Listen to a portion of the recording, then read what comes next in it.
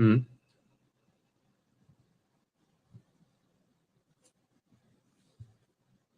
Mm.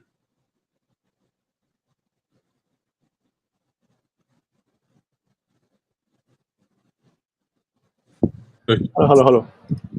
啊 Yes， 什么事？我没听到，我不在，刚过来吧。不要紧，我已经按了 live 了。OK。Hello。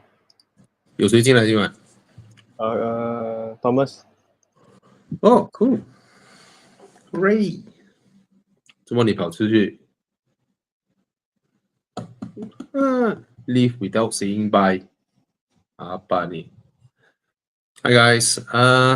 Drop a hi if you're here. 36 people, 35, 36. Wait for more people to come in. Hi Eddie. Hi Eugene. Hello. Why my phone so slow? What are all the rubbish? Let me delete rubbish.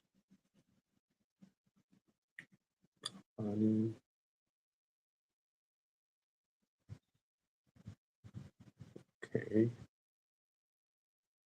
What's all this?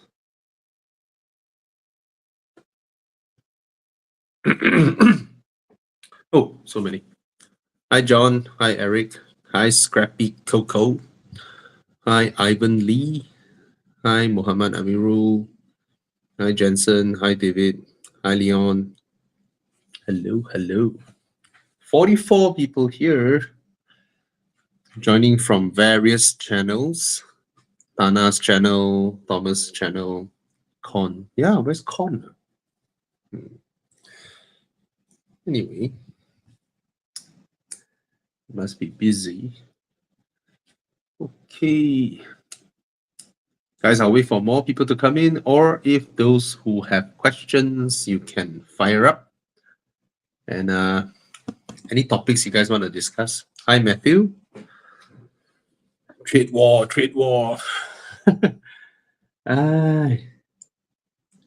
What nonsense. Right.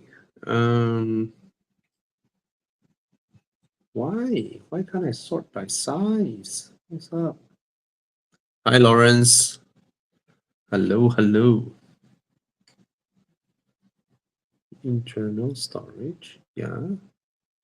Sort by size.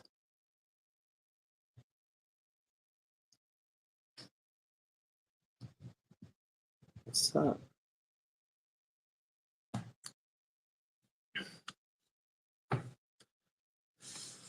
Ryan Wong asked, I'm considering a Volvo XC90 2016.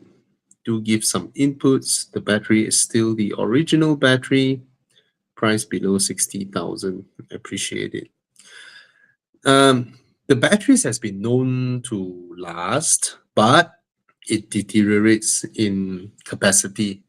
If it is 2016 means the one that you'll be buying will be the first batch, and I don't even think your battery can do 15 km now. Yeah, I don't think it can do 15 km. Maybe it can. But the batteries has been known to not give problems, 12 or 13 years, but it's the other components. So, but it's below 60,000. My God, that is a bargain of a car, man, for below 60,000. Now, Ryan, set aside, the thing is 2016, you can still get a loan. I think the loan will be, the loan that you can get approved, right, should be above 60,000. So I suggest you take the full loan that the bank gives, even though the car is below 60,000. Let's say you manage to get a loan of 70, then you keep the money because you might need it. It's the other components that if they go, they might cost a little bit, not a little bit, they might cost. Does the car still have its original air suspension? They are known to go as well. You see, the market value is 80,000. So if you find one that is below 60K, you take loan from the bank. It's a 4-door car. If your credit is good, probably even though it's a 9-year-old car, you may still be able to get 80,000 from the bank or 70,000 from the bank. Then you keep the money aside, you take the loan, and you may need it. But if you have cash with you, no problem. It's a fantastic car for that price, man. Air suspensions will go, but there are many good air suspension companies now fixing all this. Don't go to bad ones. I kena one. There's a bad one somewhere in Bangi. I kena with gao gao and so I know people who can do proper. So if you need help, just PM us at Horizon. Somewhere in Puchong, I think. Yeah. Good ones. Yeah. Who is this? Okay. Anyway. Yeah. Rest in peace to Abdullah Badawi. He just passed away almost an hour ago. Our 5th Prime Minister. Yeah. Okay, Ryan Wong, so I help you. Fair price for GR86 nowadays. Fair. Buy. Fantastic car. Fantastic car. I mean, from the get-go, they weren't expensive anyway. Jiang, how cheap is a GR86 now? How cheap can one find a GR86 now? I wonder. Oh, yo, what is this? Serious? I'll wait for the photo to load. GT or GR? No, you scroll upwards. I want to see the cheapest one, whether it's really showing a GR. Oh, that's a GT. Okay, 148. Cheapest. Damn! Bargain way. Freaking bargain. Oh, this car is already so long. So many years already. In my mind, it's still pretty new. It's a fantastic car. Fantastic car. Yeah. Okay. This is interesting. Yahoo.com.sg from Singapore, I suppose. I'm trying to decide between the Zeekr X and the EX30 Ultra rear-wheel drive. Okay, the Zeekr X don't handle as good as the EX30, period. Handling, ride suspension, fun to drive. The EX30 is genuinely fun to drive. But you're from Singapore, so your Zeekr X may be the standard one.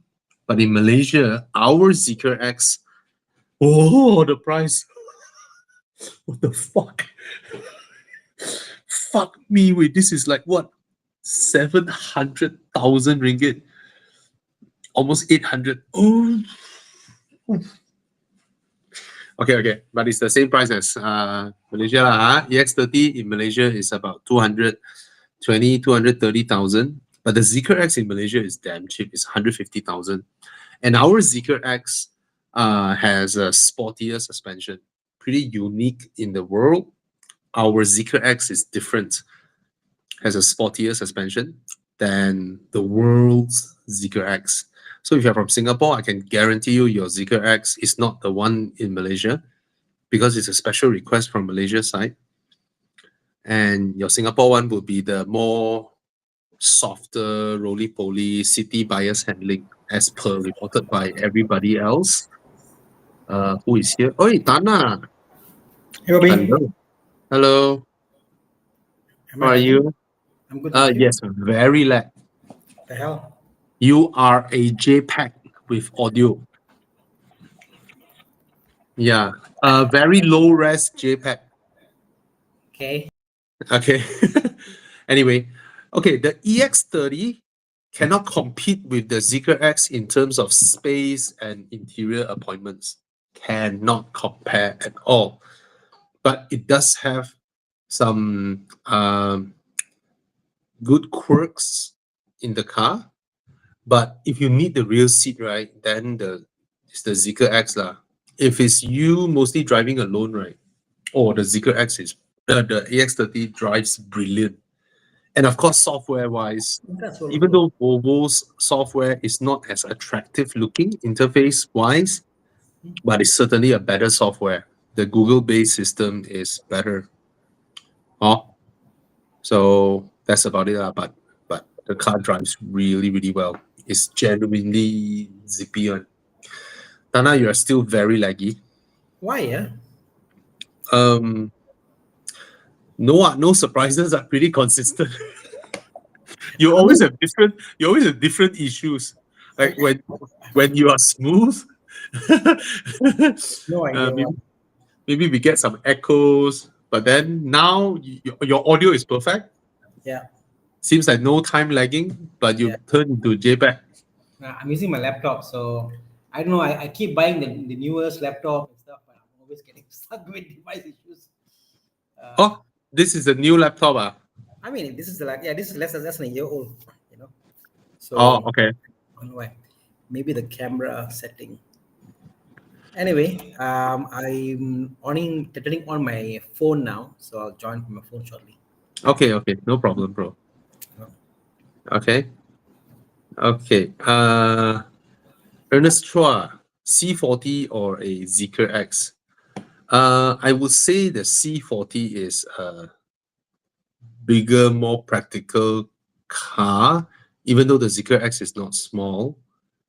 But the C40 is really nice. The C40 drives also, even though the Zeekr X drives not bad, but I don't think it's up to the level of C40. But C40 is a little bit old, right? But it's still attractive. It is still attractive and super practical. It's not a small car. I mean, leg room, blah blah, everything. And the difference would be the support, because you buy Volvo, you go to their dealership, you look at their dealership, that's where you're going to service your car, that's where you're going to have coffee, you're going to have your, compared to Zeekr, I don't think you will get that kind of support currently, even though I quite like the Zeekr X. But if they both were to be launched at the same time, par on par, Volvo would have the upper hand, I would say, because you have the support of the dealership network, right? But the Zeekr X is quirky, is fun, is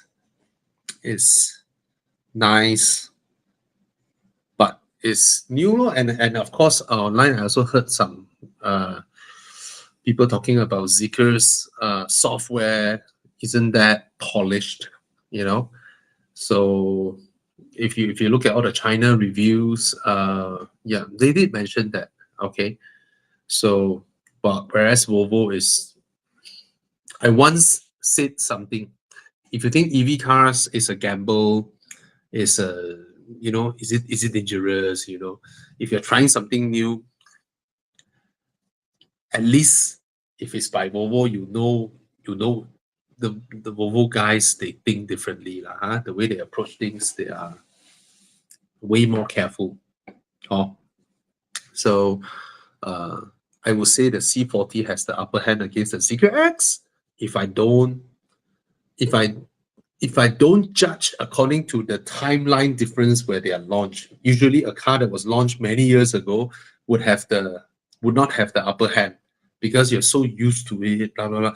But because I'm a car reviewer, I can put aside that factor and judge them if they were to be launched at the same time, and the Zeekr X to me is a sexy looking car, spacious for what it is, and interior is wow, right?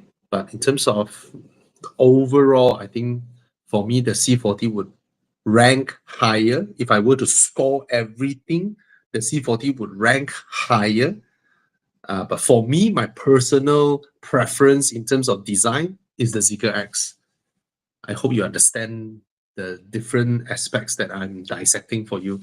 Okay.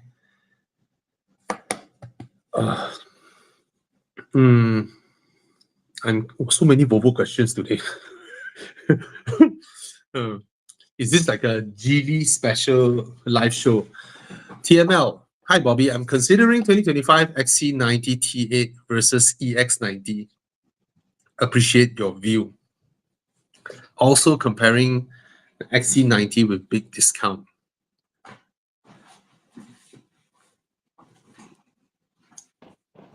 I'll take the XC90 with the big discount. I'll be frank here. The design of the pre-facelift XC90, to my eyes, is a perpetual design. The way they designed the car, it is a car that is designed. You know, it's very easy to design a supercar to look good. It's not easy to design a mum, a college mum wagon kind of SUV to look so good that the car doesn't age 10 years on. The XC90 design has been around for 10 years. And then you look at the car, you're like, my God, this car is still so good looking. You compare to a 10-year-old X5. Hey, Thomas! Hello. I'm joining for a while. Yeah, I was okay. alone. I went to tune in there. I say, so I come also. Yeah, Tana also thought I'm alone, so you come in. I like the term, Bobby. Is it perpetual? Because perpetual is a correct term to say it. You're right. Because the current XC90 and some models look either too new or they look of a certain period, but the earlier one is more timeless. You're right. I agree. Perpetual is a perfect word to pick it. Yeah. It's a design that will last. But I cannot deny the new XC90 facelift is sharp looking, and I love what they did with the grille. Tian, can you highlight the grille of the new XC90? This is a master stroke, what they did with the grille design of the new XC90 T8. It is an element that was inherently asymmetrical, and they are able to put in symmetry into something that is asymmetrical. The Volvo logo, right, is an iron logo. So it's a circle with a stripe, right? All these years, Volvo has never been able to balance this logo. It's always slanted one way like that.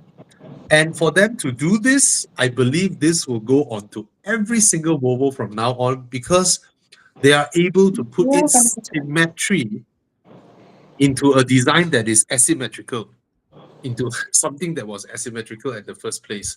So this is a brilliant execution. And I think amongst all premium cars now, Volvo has the best design amongst every premium car. Okay, Porsche is another price point, but if you compare to BMW, Mercedes-Benz, Audi, even Lexus now, Volvo has the best design. I think it's more handsome than the Cayenne.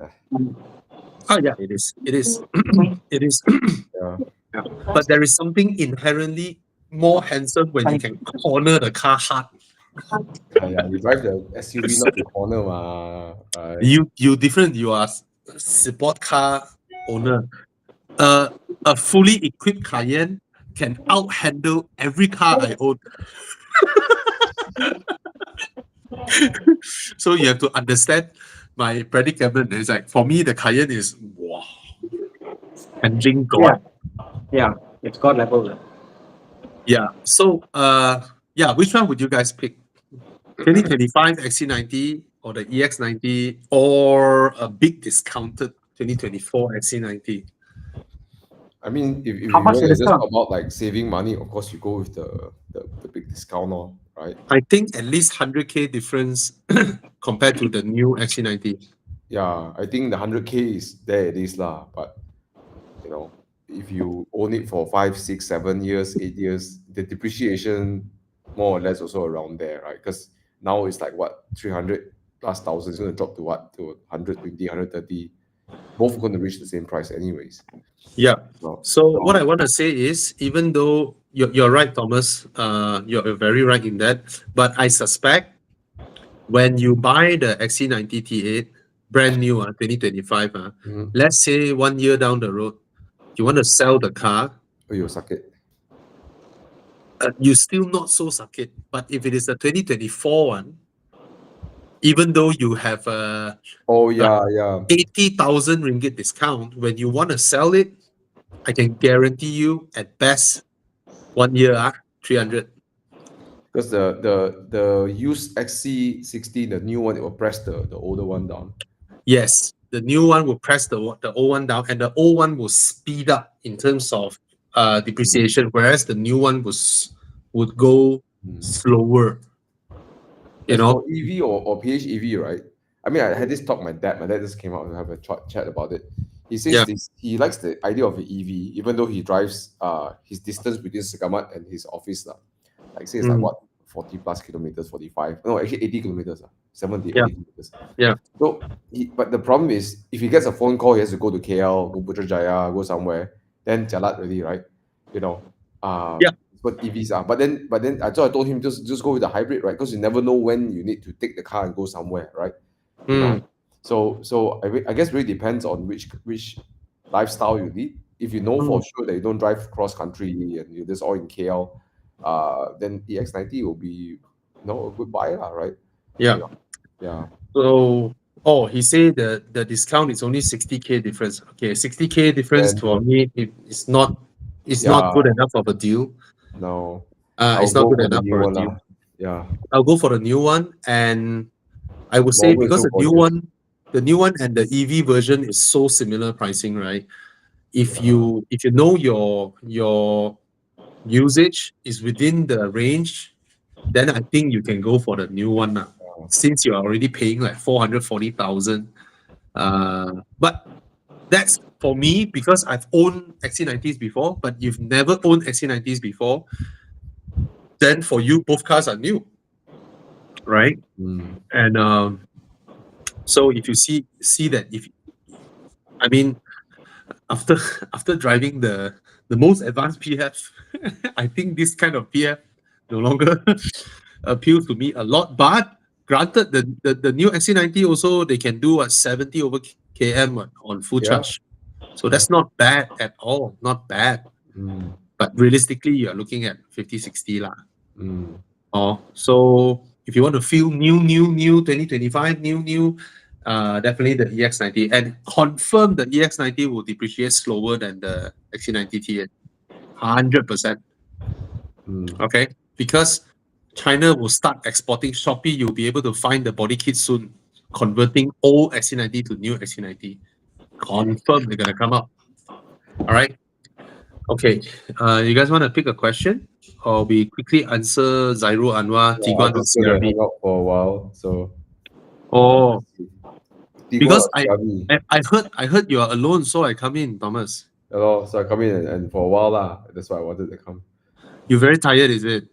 It's okay. Come, let's have. I haven't been here. I realized I haven't been here for a while, so I thought I'd jump in. For me, Tiguan. Yeah, me too, I Tiguan. hate the CRVs, like the way it rides on the highway is like yeah. But this is the new CRV already, man. So I don't know whether The CRV be more family friendly. Yeah, but the space is so big, right? It's like Yeah. you gotta choose. I mean, so the seats in the CRV is more comfortable than the Tiguan. Oh yeah, for sure. The space for the children is better. So interior, the children will prefer the CRV space wise and all that. But if it's your driver driving the car and one handling, Tiguan drive better. Chiang, can I check? Can you check? Is Tiguan currently only selling the all space? The 7-seater version? Yes, they No. Really, They no longer sell the 5-seater version, right? Oh, they move up the price range already. Yeah. Is it only the 7-seater now? I believe so. Do you want to check? I checked earlier this year, they had both. Only all space. So the Tiguan has the advantage of, CRV has a large boot. The Tiguan also has a very large boot, but the Tiguan's boot, you can flip out 2 other seats, which the CRV couldn't. And that alone for me is, I'll go for the Tiguan. Yeah, 100% the Tiguan is the better car, but of course CRV resale value is. Cannot fight lah. So Tiguan, if you I like the Tiguan's the way it rides on the highway. It feels comfortable because it feels like it's how German cars like to sit nicely on the highway. Yeah, it's a better car all round. Yeah, CRV feels like it's moving around on even the highway is like, so I don't quite like that. But CRV's advantage is your middle row space. Oh yeah, wow. And then your resale value lor, that's it lor. Other than that. Interior much nicer than Tiguan. Mm. Yeah. Tiguan is like Golf TSI interior. But that's also good compared to I mean, Japanese. yeah. It's not great Right. lah. But the infotainment definitely German wins over Oh Japanese. yeah, for sure. Japanese I like infotainment. Volkswagen's one. It's not bad. Yeah. Mm. Okay, come, let's take a look. Yeah. This one 992.1, 991.2, 2.1. I don't think there's much issues. If I'm not mistaken, just be careful with the water pump. It tends to leak. So 991.2 onwards. I don't know whether they resolve it already, but I don't think I've resolved it. But so if you buy that car, just take a look at the water pump. It's not like it's gonna like collapse. It's just like it will start leaking a bit by bit. It won't like water leak everywhere. It will leak bit by bit. Yeah, so 7. Yeah, but otherwise the car is pretty done. I mean, wow, look at the price now, man. What the heck? That's why those 991.2 still try to sell that kind of price. Come on, way. Who would buy that over a 992, right? 99. This is 992.1. Yeah. Yeah. I'm talking about the 991.2. Oh, yeah. They Wow. still refuse to drop the price. Yeah. Yo. But you know, Sherman, it's not a difficult car. I think that's pretty much it. Right. You want something exciting, go and get the prancing horse. You know. Wow, Yongjae. E89 Z4 engine best to maintain and durable. Which one is the best? I believe we will talk about it in Euro, right? We said the 2-liter turbo is the better car to have, right? Yeah. I think he wanted to get a S-Drive 23i, right? Oh, no, get the 2-liter turbo lah. I haven't driven much of it, or don't have that much experience. Is the S-Drive 23i is which engine is it? I think Dana will know, right? M2.5. M53. Is it a reliable engine, that one? I mean, M55, right? They went to electric water pumps, and it's a new thing for them to get into. But I think any BM engine wants to get into it, they're reliable, you know. Yeah, what?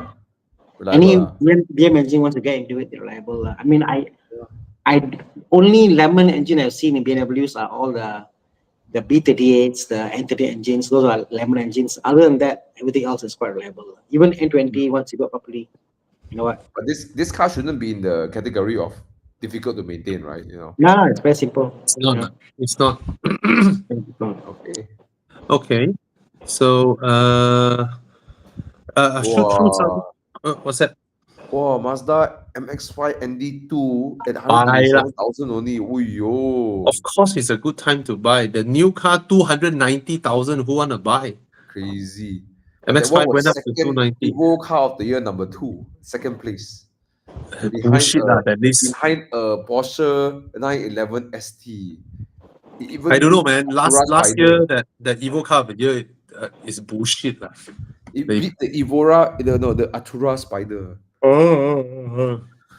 It's absolute bullshit. The Atura is so accomplished, right? Yeah. I mean, all three of us, we did a round peninsular drive in the Atura. Right? Jeez. Yeah, Wait, yeah, man. We did 2023, what didn't we? Yeah. 2023 to 24. Wow, 2 years. Wow. Crazy, right? Yeah. I think Tana had the toughest drive because the rain was crazy. The most boring and the toughest one. It's the most hardest because like I almost felt like any small mishap, the car is gone. Tana, did you reach like 270, 280 km/h? I was doing about 200 km/h in the rain. In the rain. So trying to be really careful. I must sense when the water was there, when there's grip, no grip. So we had to really be careful. It's not easy. It was very stressful. So scary way. And of course we got stopped by the police, you know. I think Bobby had the best drive because he went to Genting, then they went Cameron Highlands, you know, and stuff. It was daytime. Marcus did most of the exciting stretches. Uh, I did the traffic jams. but Tana poor thing, yeah, raining all the way, then straight road, then have to go fast some more, you know, to catch up with time. Yeah. So And for then those the who didn't know, Viper got And damaged. the worst part, we got to meet Thomas. Like we're like, yeah, rushing for time. We're there. Thomas, you're here. You're here. Thomas, where are you? Thomas like, oh, okay, I come. Let's do a video. Relax, chill out. The hell? so for those who don't know what is this, so 2 years ago, three of us, we were invited by McLaren to do a round peninsular drive within 24 hours. All right, non-stop. So I kid you not, when Thomas was the last leg, when Thomas turned back, we depart from McLaren Glenmary. We roll out from there and the timer begins. So we must arrive back within 24 hours. And it's no joke, when Thomas made it back, he was blasting all the way. When he made it back and turned into McLaren Glenmary, the timer was at 23 hour 50 over minute. He was like, I don't know, within seconds. And we would have failed the challenge. So that was crazy. Yeah, That was crazy. it felt. If I watched what outside, it felt scripted, lah. But it's actually not. It's Yeah. not Yeah. It's so it looks so scripted, right? Like within within like 30 or 40 seconds, he made it back. yeah, it's crazy. Within that frame, any one traffic light gone. Yeah. Yeah. Okay. Yeah, this is a video that I will like for the record, lah. You know, won't forget. So cool. Yeah. Thanks Yeah. for inviting, Bobby. It was really fun. Yeah. Fun, right? Damn fun. That was fun. Yeah. Okay, you have the Civic RS now. Think of ditching it for EV. Sorry, I jumped the question because I saw a lot of questions. No problem. It was fun. Yeah. So we confirmed Tana drove the fastest, lah. Among three of us. Because it was at night and there was no traffic, and some parts in like Penang Bridge and all that was okay to drive. So we kind of, I don't know, Penang, what bridge was that? The Penang Bridge, right? Yeah, Penang Bridge. I have a Civic RS now. Been thinking about ditching for EV. Incentive for CV going to end this year. Should I just forget about it? If your Civic is the current one, just drive lah. Seriously, just drive and enjoy your car, and don't have to think so much lah. No point wasting the money. Hey, why got this idiot here? His name is Sohai Bobby in China. I think for few times in a row, someone come in always say you pro China. I think could be what? Could be some people they sour. Maybe it's a salesman. No lah. Maybe you pick the question lah. Yes.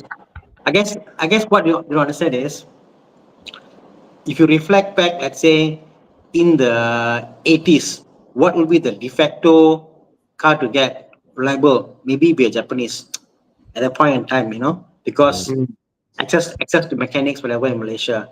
You fast forward to 90s, affordability of Japanese cars into Malaysia with Proton or whatever.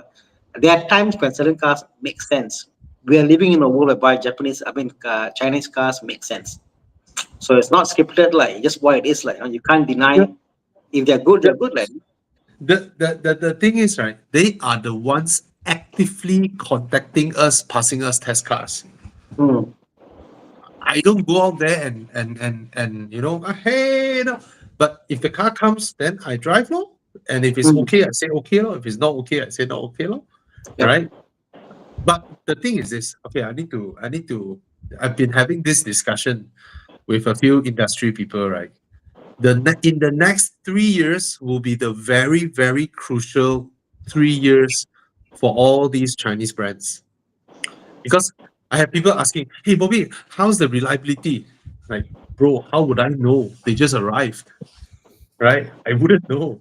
But in the next 3 years, if nothing major Nothing major happened to them. And I don't mean the one or two cases that happened on social media and then everybody spread it everywhere. Those I don't think are called major. Major means out of 10, 7 people kena, 8 people kena. Like those days, Volkswagen kena back in 2012, 2013, Ui. 14, you know, the time when even the engine block can crack, right? All that thing happening, right? So with the next 3 years, the Chinese cars in Malaysia are relatively okay, which by right they should be because these cars were launched in China 2-3 years ago. And so far, you know, some have problems, some don't. But if it's relatively peaceful, the market is gone. The pickup rate of their cars would go up like that. Yeah. It will go straight up, provided within this period of time, the Japanese and the Koreans and the Germans can really up their game in terms of interior. Because the major thing that I see, if I deduce everything now, right? Does their cars drive really well? No. Okay. Do they outhandle the Germans? No. Right? But what they are able to outcompete the others currently is their car interiors, right? They are able to let Malaysians with a budget of 100K, 120K enjoy the kind of stuffs that we used to only dream of because those things were confined to cars that were 300, 350,000 and above. Then only you get these kind of features, right? So the Germans and the Japanese have been artificially delaying progress. That means they don't want to spoil consumers. They slowly improve things, right? Like from a previous Vios to a current Vios, wow, they changed design. The headlights are shaped slightly differently, you know. Uh, all these grandmother stories here and there a bit, you know. So it's like there are no big changes, and it's intentional. They intentionally slow down the progress, you know.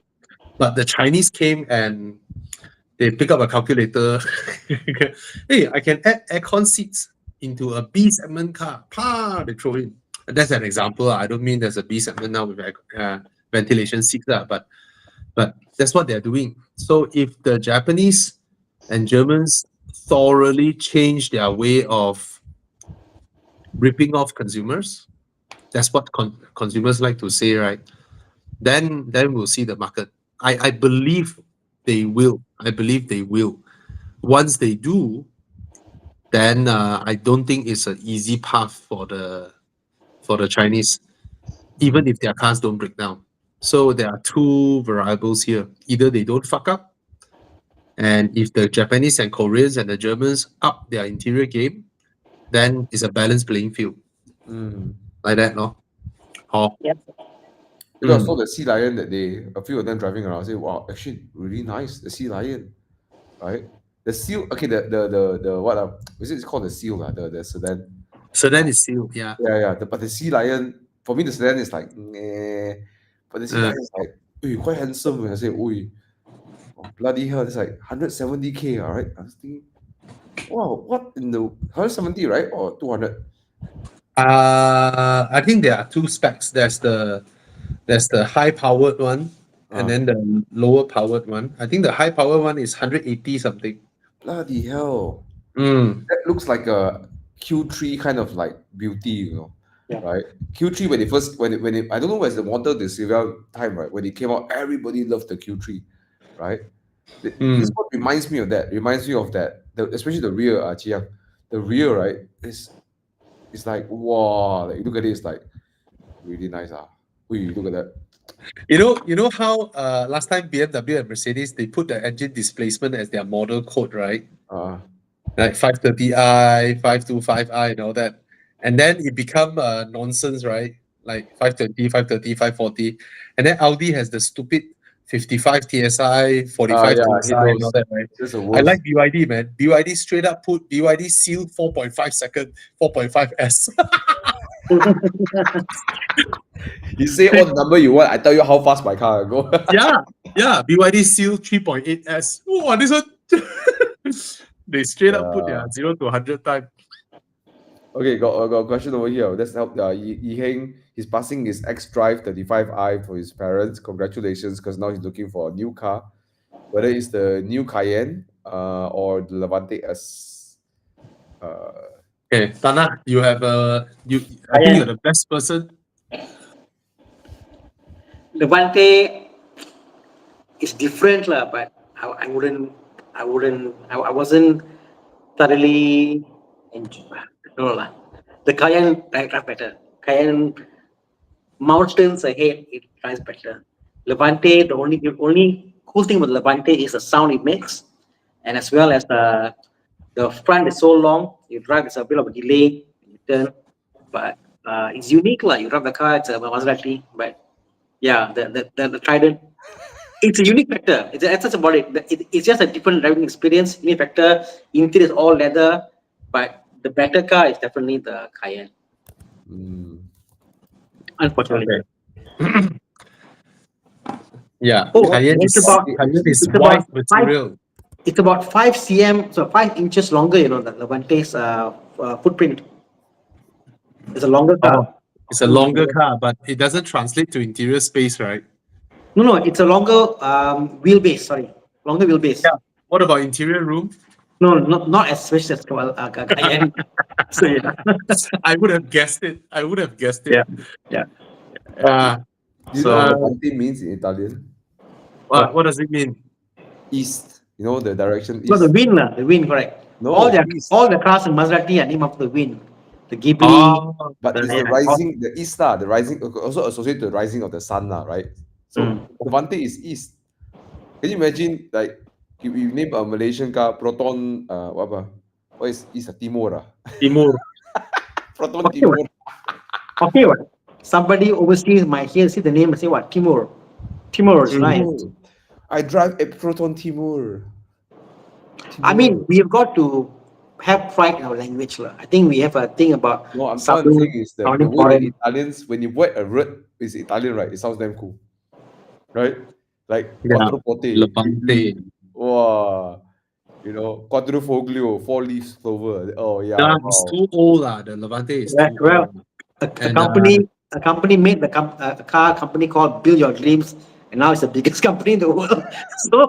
Build your dream. What dream you want to build? I think substance is always bigger than anything else. I just want to name the car. What you dreamed last night? I dreamed the sea lion. Okay, we call this sea lion. What you dreamed last night? I saw the seal. We put the seal. Then last night I saw the dolphin. Then we call the dolphin. But I cannot deny the Levante looks the part lah.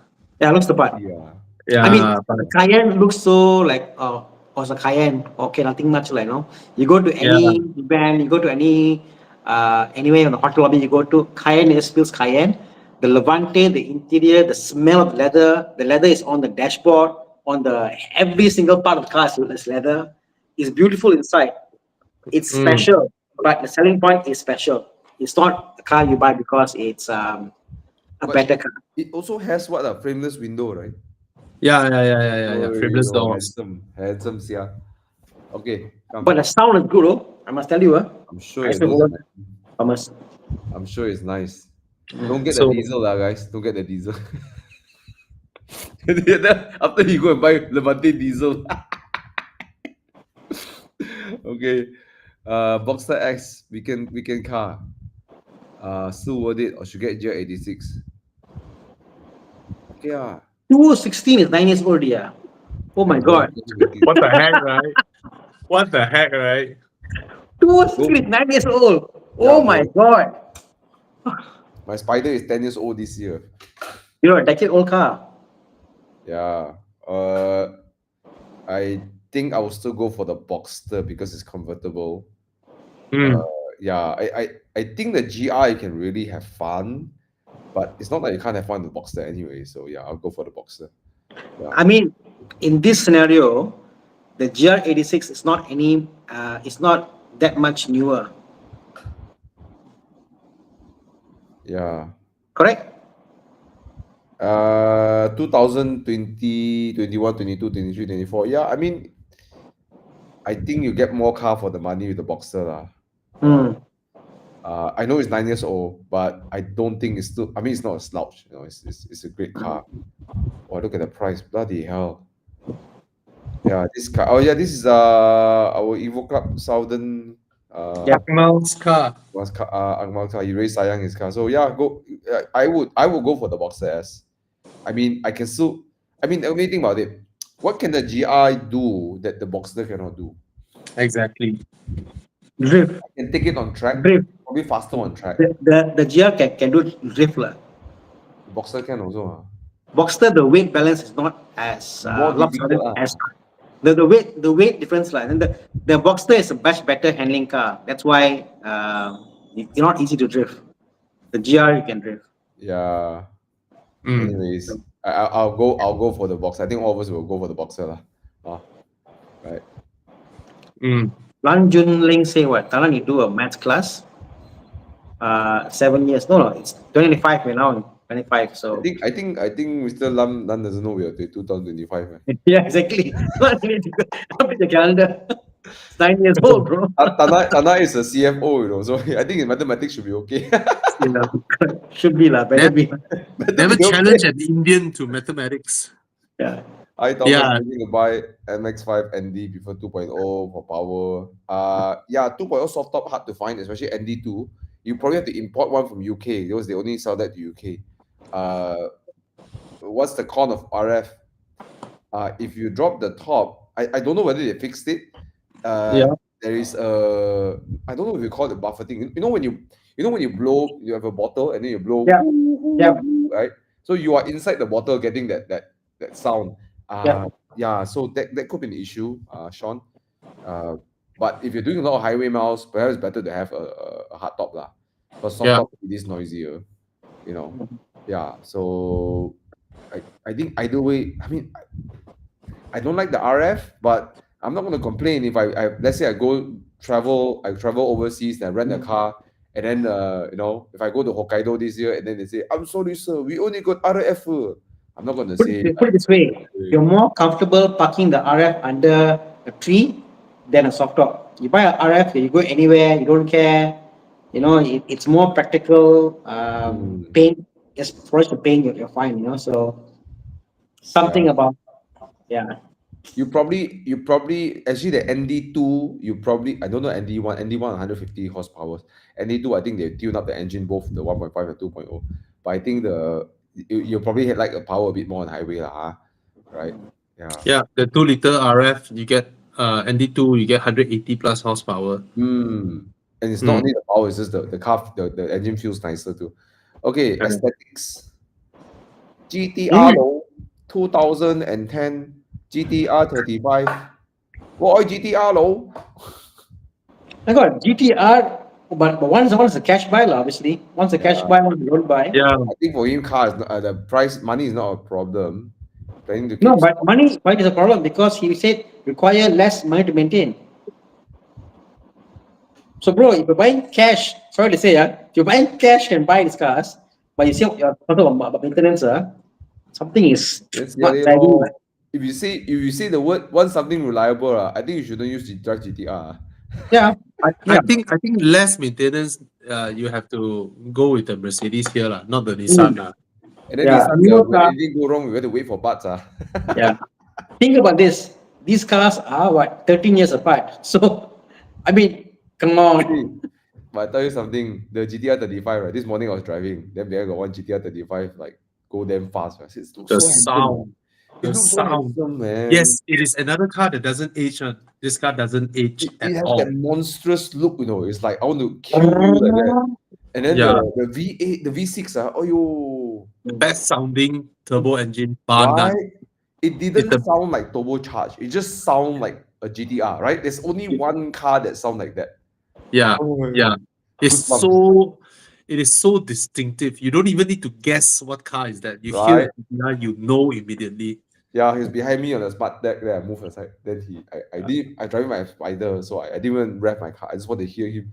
Oh, yo, so Yeah, nice. the Oh, sound that water burbling sound is so handsome. amazing.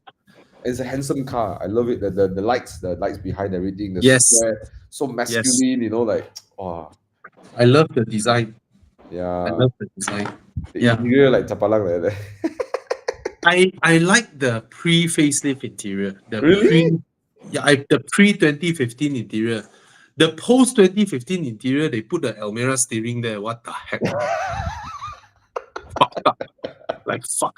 GTR used to have its own steering wheel, not Really? shared with any other Nissan. Its own Mm. steering wheel. Then 2015 onwards, they changed the whole dashboard.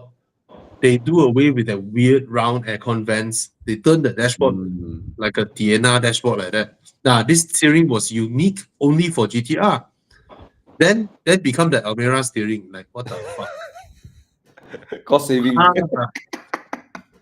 yeah lah. That, But I don't like remember the one time, facelift lah. my first time on track, I didn't drive Yeah. lah. Went there as a passenger. Then one of my acquaintance like say, "Hey, come lah," So we say, "Okay, we all go." Then acquaintance, my friend introduced me to this guy. Say, "Jump on the car." So he got like semi sticks or whatever he had in the car. And then he took the car on track. Like, what my brain was like, "Oh, what the heck is this car doing?" Like every corner, like grip here, grip there, grip here, grip there, and then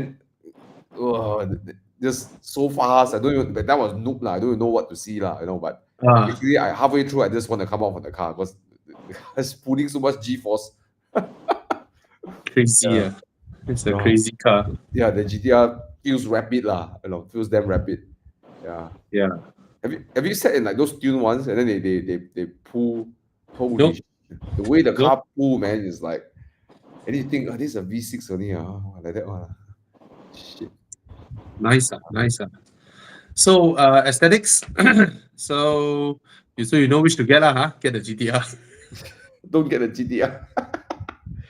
Uh, If you don't want the problem, then don't buy the GTR. If you Yeah. want the problem, you. then you buy the GTR. Yeah. Yeah. I know a lot of GTR spend time in the workshop rebuilding the engine. So Oh yo, Gran Turismo. Oh yo. Yep. Okay, quick one. FL5 or Golf R? Golf R.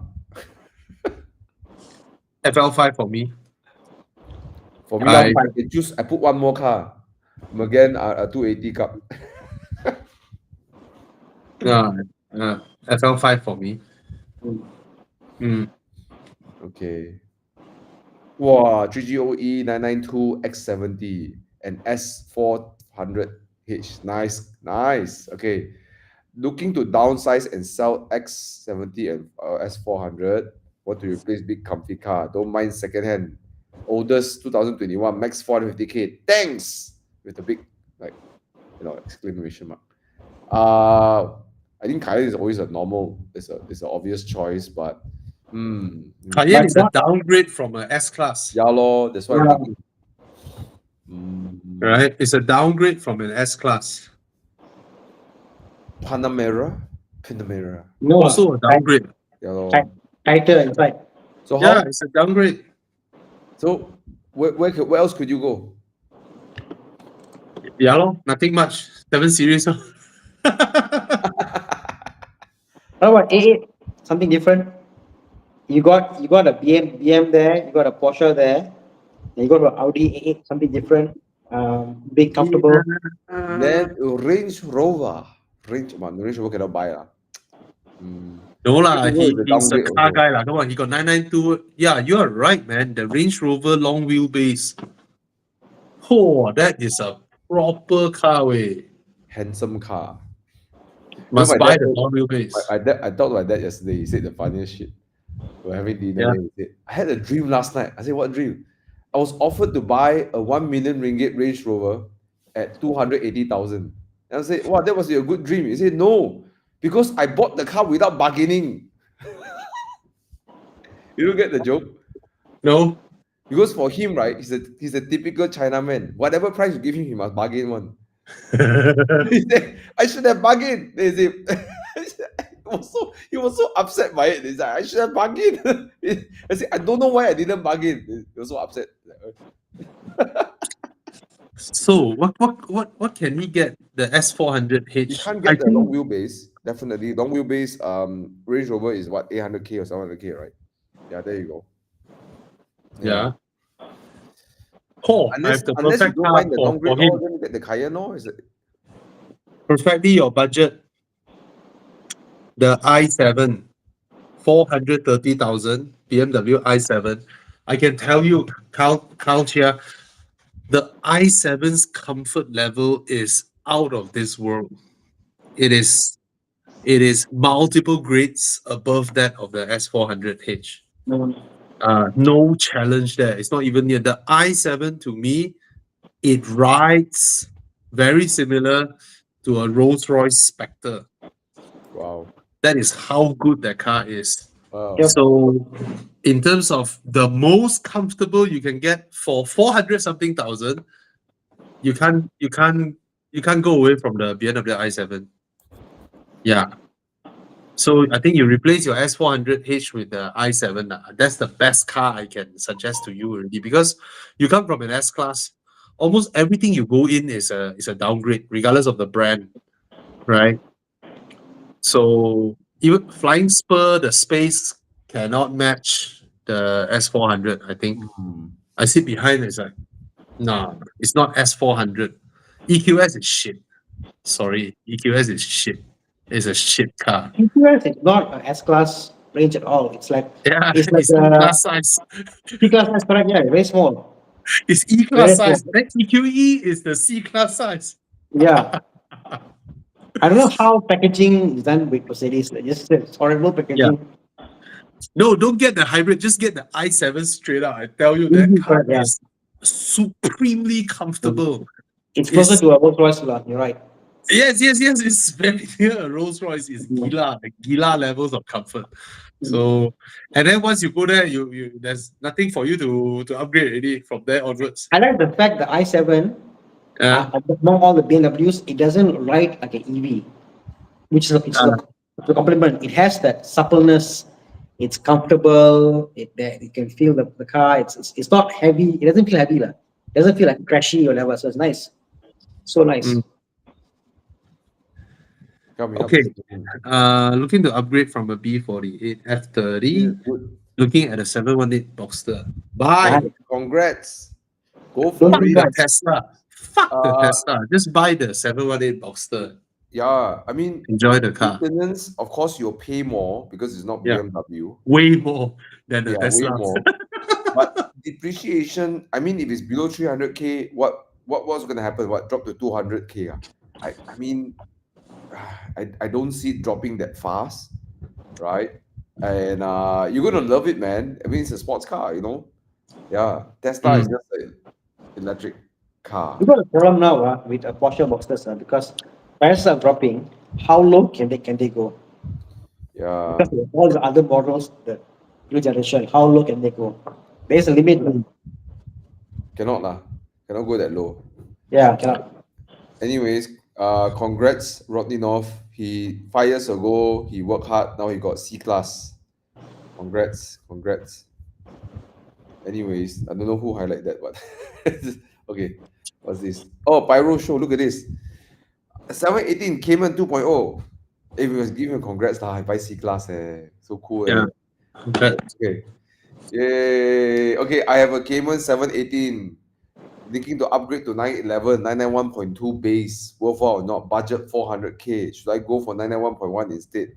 Don't want to lose much for depreciation. Any suggestion?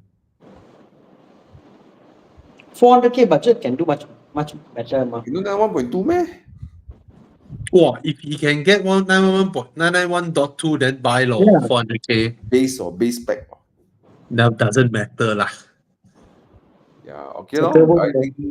Because dot 2 and dot 1 is very different. Base, you also get 3-liter turbo. It's fast. Yeah, that's true. Right? It's so cheap, really.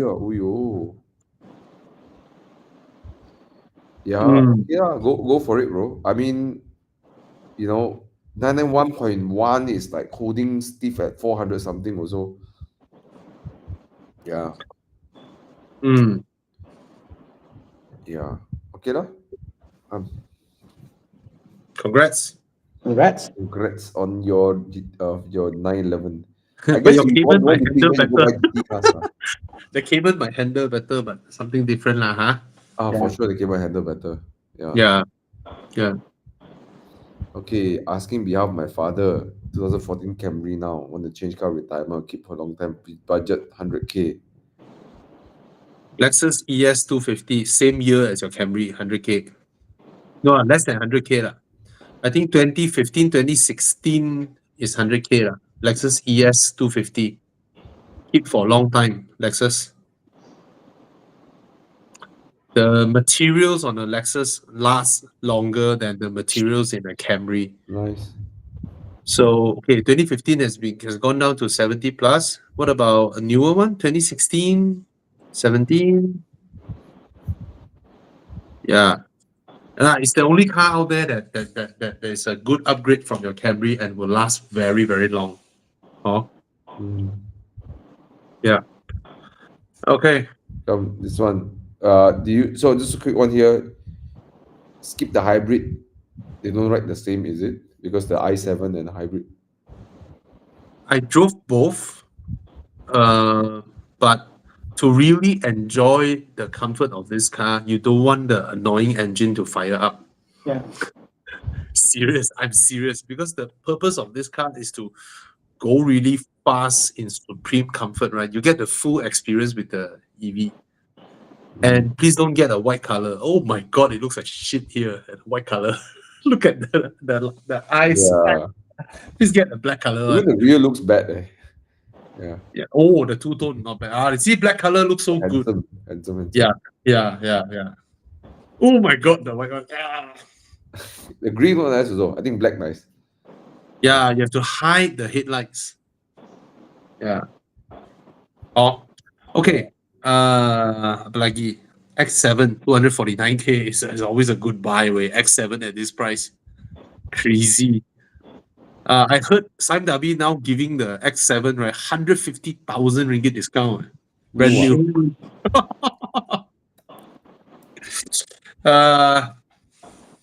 Any thoughts? Yeah, if the X7 is within your budget, hey, you get 2 more seats. But I think the X5 is a more handsome car lah. Yeah, I find the proportions of X7 a bit weird. Yeah. Yeah. M is a big car, man. It's so bloody big. It's big, but the XC90 is a better car than the X7 lah. But the I'm looking at it now. X5, right? 250K only. What the heck? Guys, there is a certain first batch X5 that has the powered tonneau cover. So a lot of people didn't know this, BMW, right, has a limited batch of first batch of X5, X-Drive 40i, right? The tonneau cover, when you press the button, right, there is a cap behind the rear seats, the seat back, right? There is a shelf that opens up, and then your tonneau cover would go, the whole tonneau cover would jalan, hide inside that, and then the cap covers. The tonneau cover hides under the boot. And then they remove this option. It's a very expensive option.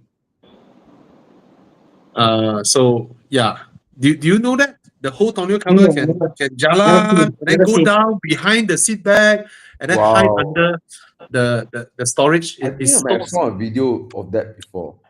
Yeah, there is a limited number of first batch of X5 that has that. So cool. Yeah. Maybe it breaks down very often, so they don't bother to spec it anymore. Okay, come. Apa lagi? Come. Okay. Fred is a thanks Bobby for influencing his car buying decisions. So now you got CX-5 for family comfort, S60 for daily, and MX-5 for fun. Wow. This one I'm very scared now, people are like, oh Bobby, I listen to you, I buy. Oh, they got problem that time. Bobby, you Bobby, can we answer this Never one? earn anything from doing the video and then kena zao by people. Yeah. What's that, Tana? this guy here. I mean, it's all fun and games. Like we talk about buying cars, like and this guy is saying, is it normal to feel like fail in life? I don't buy my dream cars, and No, yeah, I think no, it's all no. fun and games, lah. We go, we browse. Everybody better in life. Not everybody will buy the ultimate car. I dream about having an Enzo, but I won't buy an Enzo. But that dreaming is what keeps us alive. Like it's just something to strive forwards, Thomas, you want to echo on this? Well, I mean, first of all, car is not everything. I mean, what's important? You're healthy. You can breathe. You can work. You got your 4 limbs. You got your parents or whatever. I mean, if you really got all of that, you've won in life, man. Come on, right? Yes. And then everything else is a bonus. Work hard. Work hard. Not to like buy a car to prove something, right? Work hard. Get some new skills. Yeah. Be good at something. Then you buy the car. Then the car feels so much more tastier, right? When you work so hard and then you got the car feels so nice to own, right? Because you've earned it. But I mean, I don't know who you are, Jordan, but if you have you're healthy and your loved ones are around, you didn't fail in life, man. Right? Everything is a bonus. Can I pause for a while? We need to ask Jordan, what is his dream car? Imagine we go all in sentimental, giving him encouragement. Then suddenly this fucker say, "Oh, my dream car is Pagani." Like, I'm driving my GT3 RS today and I feel like a failure. right? But then sometimes when I feel like a failure, I drive my 296 GTB to feel a bit better. Wow. But anyway, Jordan, okay, first of all, okay, I don't know, apart from Tana, I don't think we buy cars cash here. All right, Yeah. we buy with a loan. So there are so many times when my business wasn't doing well, I'm like, I look at my cars, I'm like, fuck, what am I doing? Can I sell these cars? No, there are so many times when that happens. So okay, his dream car is a 458 Spider. Hey bro, this is not something that is unachievable. Yes, correct. Apart from working hard, you need to quickly go into cars that stop depreciating first. That means you are able to buy cars at the verge while you are able to squeeze yourself to get the loan, but then it doesn't depreciate. A good example is MX-5, right? If you still can get an ND now, you try to go into one and then you pay, you pay off the car, it's worth 100,000 cash. Then you jump into the next one, right? Let's say you already have your 100K cash. You look at find a Porsche Boxster that is at its lowest point of pricing that you still can get a loan. Take the loan, and then you pay, you pay off. No, put your 100K in so that you can either way lah. You save your 100K or you do that, and without knowing, if you keep doing this, very quickly you'll be looking at cars that don't really appreciate, that are at 300-400K. Then you can scale up to your 600 plus 700K 458 Spider, depending on your luck lah. Spiders, most of the time they cost more, but this is a cash buy already. But if you keep buying cars that you pay 140,000, and then after that, when you pay off the car is worth 30-40K, then you keep losing off like that, right? Then you are in a loop like that. Or I mean, I'm saying this apart from succeeding in business like Thomas or whatever. That's But a yeah, you're different. right. I mean, different. you want to stop the leaking of money also, right? You can Mm, you know what? I tell you what, I had a thought, right? I was talking to my dad, we talk about cars. mm. I think the car that really depreciate like crazy, right? It's like you buy new C-Class, right? You buy, wow, I tell you, you own Yeah. for 5-6 You gotta years. burn money away. Burn. Oyo, koyak way. Do you buy the Burn. new? I mean, yeah, you lose 200K in like what, like 8 years or I mean, I don't know, 7 years, 6 years. Yeah. Which you could have bought something that you might pay a little bit more in maintenance fees, but nothing like 200K lah, right? Yeah. You know, and then you preserve that value for your next car and the next car and the next car, right? You Mm. know, so yeah, I mean, for anyone who wants to get into better cars, I do agree. Yeah. You want to be buying cars that can hold its value. You Yeah. know, And also today your dream is 058. When you want to buy the car, it might be something else. But having the dream is important, and pushing forward is important. I quote Suresha, Checo Suresha, Mm. told me a story about his dream was to buy a Lotus Elise. And so I want to buy it. That's it. And he made a point not to buy any car, although he's earning any car except the Saga. He had a Saga for so many years. He kept all the money aside to be able to buy his Lotus Elise.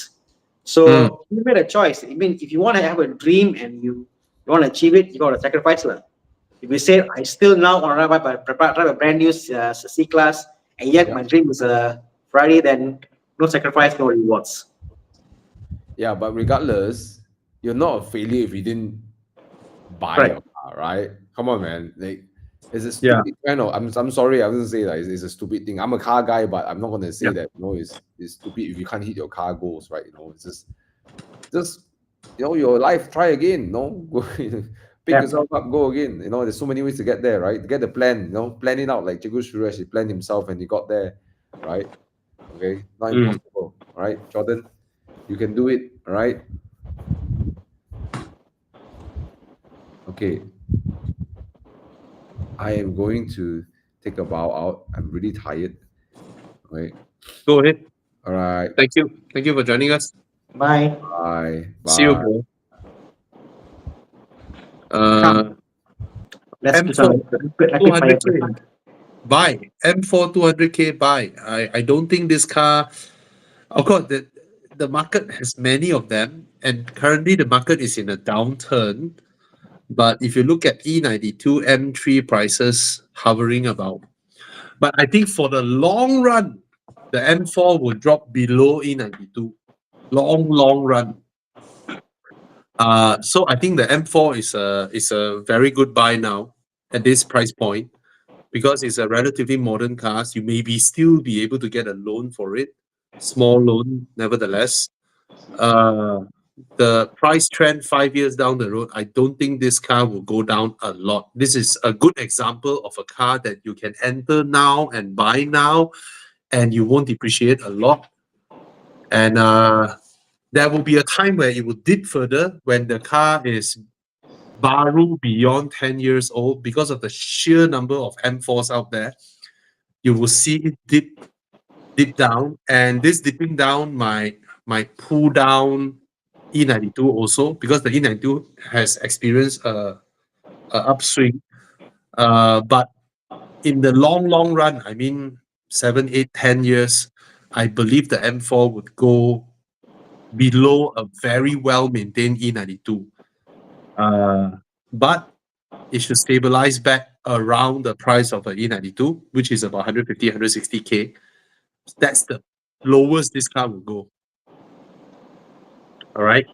Of course, there will be some desperate seller who they already paid off the car. They already paid off the car. They enjoyed the car already. They don't need the money. They're like, hey, fuck, let me get rid of this car.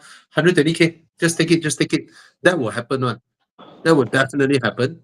But once the next batch of owner pick them up, of course, there will be some badly maintained one, because this car's road tax is not expensive. So you will have people who, they buy a car, they thought, oh, I buy a car at 140K, 3-liter road tax acceptable, 2,000 ringgit. And then, maintenance, there will be a time where it phase out all the badly maintained one, and then the well-maintained one will be there. But at the end of the day, it is still an M car, it is still an M4. So I don't think the car will go below 100K. But it should stabilize about thereabouts of the E92 M3 in the long run. But there's the question of good maintained, bad maintained cars, So you will have a dip. Now it's 200, 180, 200, and then it will still go down. After that, it will still go down a bit, but it should stabilize back up once those badly maintained or whatever one phase out. In the long run, it is definitely a car that is worth above 120,000 one. In the long run, it won't go below that one. So you are relatively safe in 5-6 years. You know, you buy a 3 Series now, a base spec 3 Series at 200 plus thousand, it will depreciate until what? 50K, 60K, 30K, right? But you buy an M4, it won't. Okay? Yeah. Cheapest M car you can find also is what? It's nothing below 100K. Any generation. Well, there was a time the V10 went to 60K, remember? Yeah, correct. But that's Yeah. normally was there, and now people have come back. But there is no M car that's below 100K, even an Yeah. older one. So that gives you a idea of what an M car is like, no? Yeah. I asked CX9 last week for the same budget. Would you also look at XC90? Never owned a hybrid before. Yes, the hybrid battery is not the battery replacement. The battery seldom fail. I don't hear much battery failure. There are, but it's the other components that is within the hybrid drivetrain, the other things that fail. So I can guarantee you the maintenance of the XC90 will be way higher than the CX9. At least I can guarantee you this. Then you have air suspension and all that. But that is a better car. The XC90 is a better car. It's just that the maintenance might be ratio-wise, since you buy it at 150,000, ratio-wise, it may easily go up to cumulatively 30% of the car's value that you put in. So it might be scary also. Right? Yeah. So Mike was saying E46 M3 about 70, 80K. Also depending on condition. No, E46 M3 is no way, man, no way. E46 M3 is now 100 plus. You got 70, He 80K, man? said 2015 that time. He said Oh, 2015 that time. oh, I'm talking about now. There's always a dip and an upswing. Yeah. There is always a dip and an upswing. So Correct. on performance cars, not normal cars. Right now, all the M cars are above 100. So Yeah. So but you have to understand, when the market has many of them, it throws the whole equation away. Right? There are so many M4s in the market. Too many. It's just like the AMG A45. There are so many of them. So from suddenly 180, 200K, palm, they went down to 120K when it's no longer available for loan. Immediately down to 110, 120. And it will further down, and there will be a lot of badly maintained ones. People cannot afford to maintain. They thought, road tax 380 ringgit only, right? Then it's badly maintained, and those will be phased out, become parts or whatnot. But in the long run, this kind of car, there will still be some value, no matter how. you know what I hate about the M4? Sorry? What I hate about M4, I've almost can never find one that is stock. Everything has been modified, the rim, body kit, Yeah, that's the problem. spoiler. That's the only problem. And all I the forgot about this. Stop. Yeah, I forgot to mention this. so- Those and- that kept their conditions stopped. Yeah. and all the M4s has been thrashed. So because it's a kind of car that you will thrash, the M4, M2s. M3 less, but the M2 and M4, yes. It just is the market, Yeah, the modified ones will definitely go down the drain. The non-modified ones will have some value, but you have to withstand the dip. There will be two dips, I believe, in the M4. One is next year when they are no longer available for loan. There will be a huge dip, and then when a lot of people want to sell their cars, there's another dip. But both dips should happen within the next 7-8 years. And then you see it stabilize for a while, then slowly it should come up on when those palia, don't know where they went, those modified gila babi one, all those, then the stock ones will go back up slightly. Wow. Yeah. And imagine a world by you can at 100K you can buy an M4 or you can buy a GT86. Yeah, Wow. cars are getting so good. When the day comes, I'll be, oh my God. But I also worry that in the long run, the magic of the M batch, the AMG batch, these two the brand cachet of these two things, right, would have been fully used up by the brand that they no longer feel special. That would cause them to no longer have the value. It's just like AMG, they downsized to 2 liter, right? AMG has always been known to be huge engines and all that, V12s, V8s, but now they downsized to 2 liter, right? I don't think the 2 liter boys will have the long-term collector value of the classic AMGs, the 5.5, the 6.5, 6.3, 6.2. But that depends. We're talking, you have to put in time here, 10 years, 15 years, 20 years. Yeah. So, yeah. Lor. And turbocharged cars in the long run may not also hold as well as their older, naturally aspirated counterparts. Yeah, lor, like that. Lor. Oh. Can't say. Not here, not there, Yeah, lor. Okay.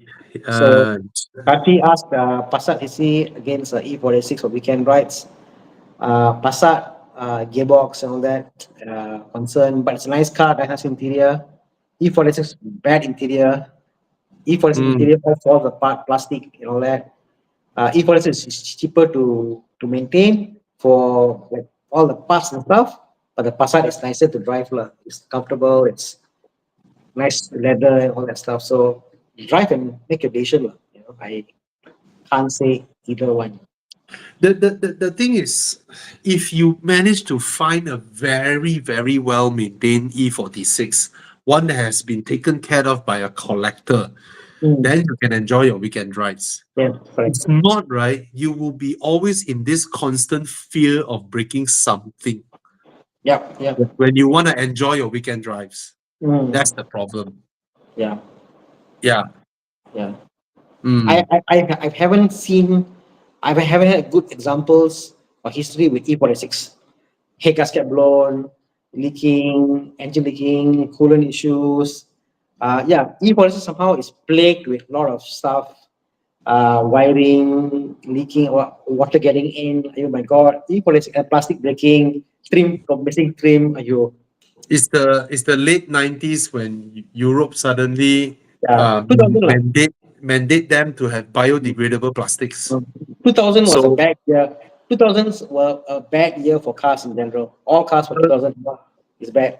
Late 90s to early 2000s, the cars are shit.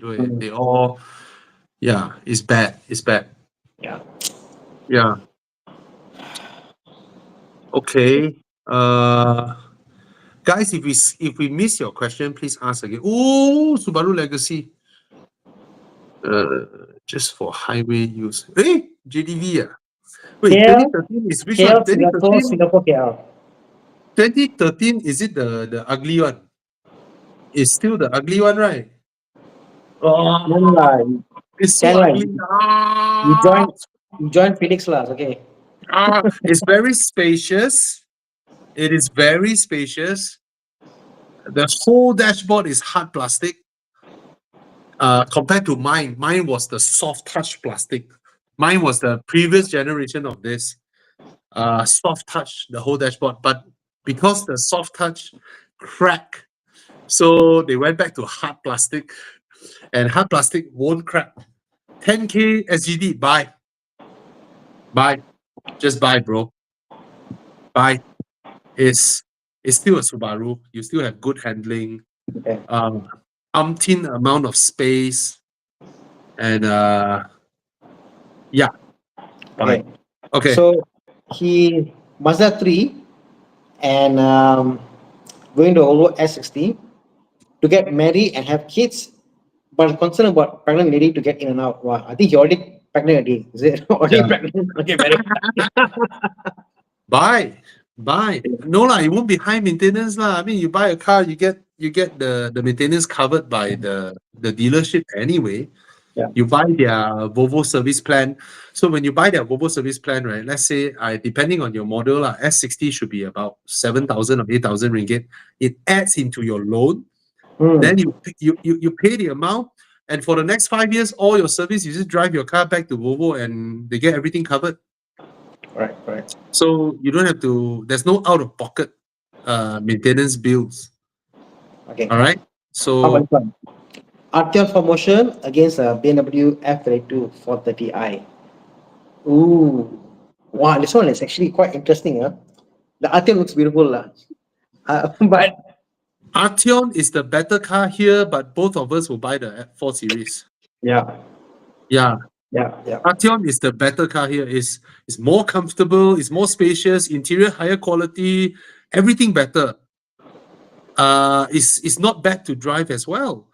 But both of us prefer the BMW handling. That's it. Yeah.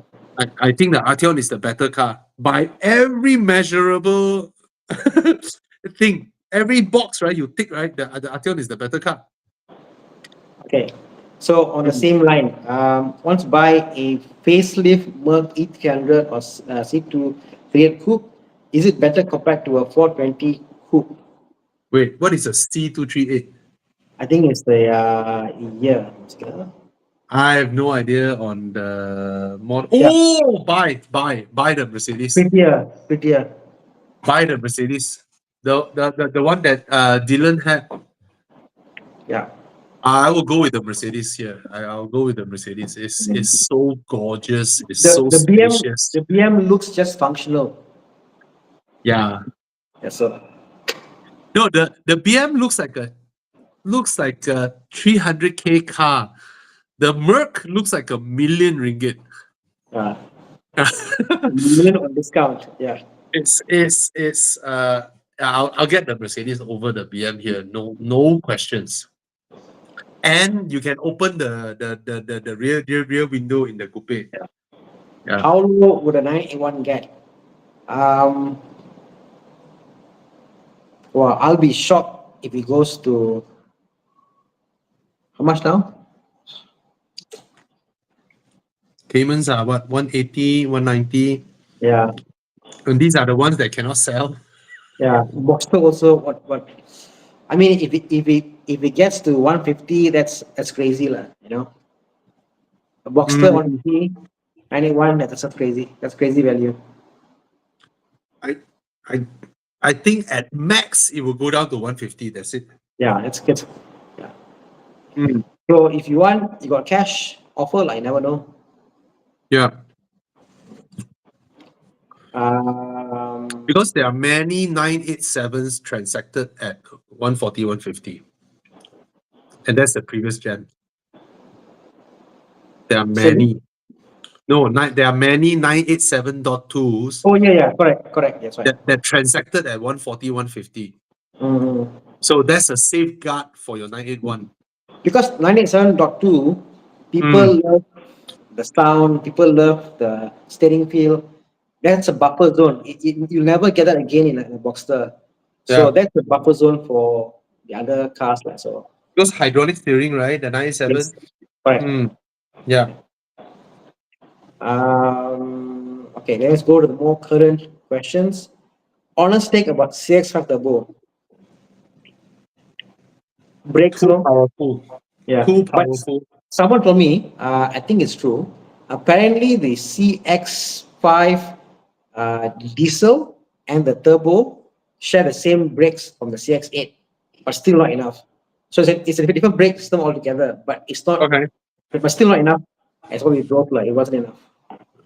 Not sure if they have, because we have tested the car about 3 years ago, 4 years ago. Yeah. No, Yeah, but the guy has a diesel, and even he said he hated the brakes. It wasn't good enough.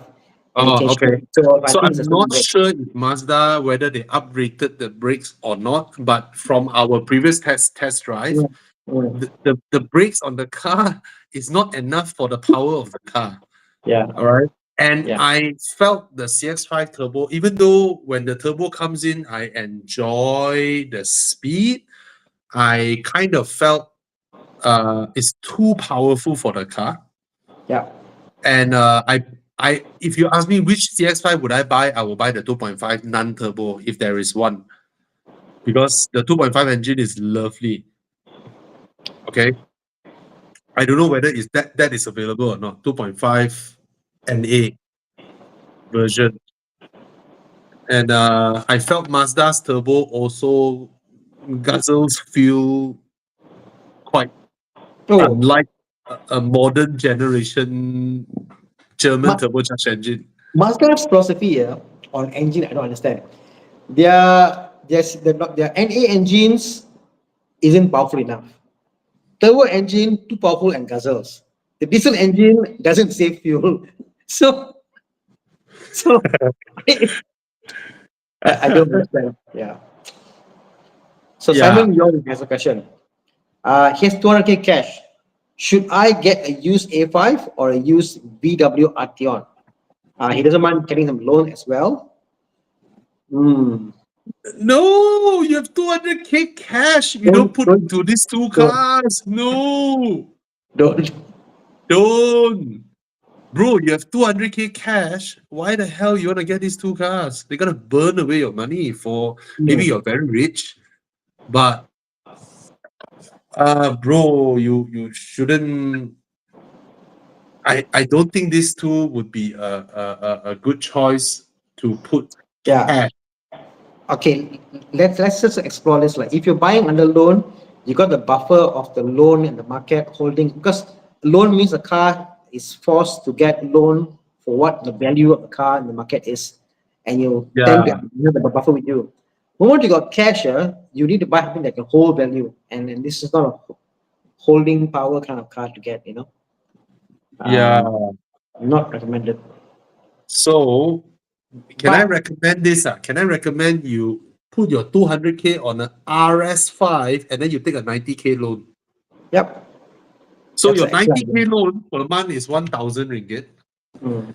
but you end up in an RS5 versus an A5. It's 90K more. Your resale value will be much stronger down the road compared to an A5 or an Arteon.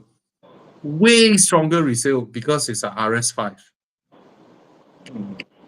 Oh, No. yeah.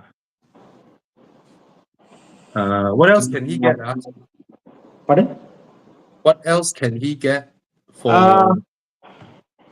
I mean, I guess the first thing first is between the A5 and the Arteon, what would you take? I will pick the Arteon over the A5. Me too. If you're picking these two, right? No? Me too.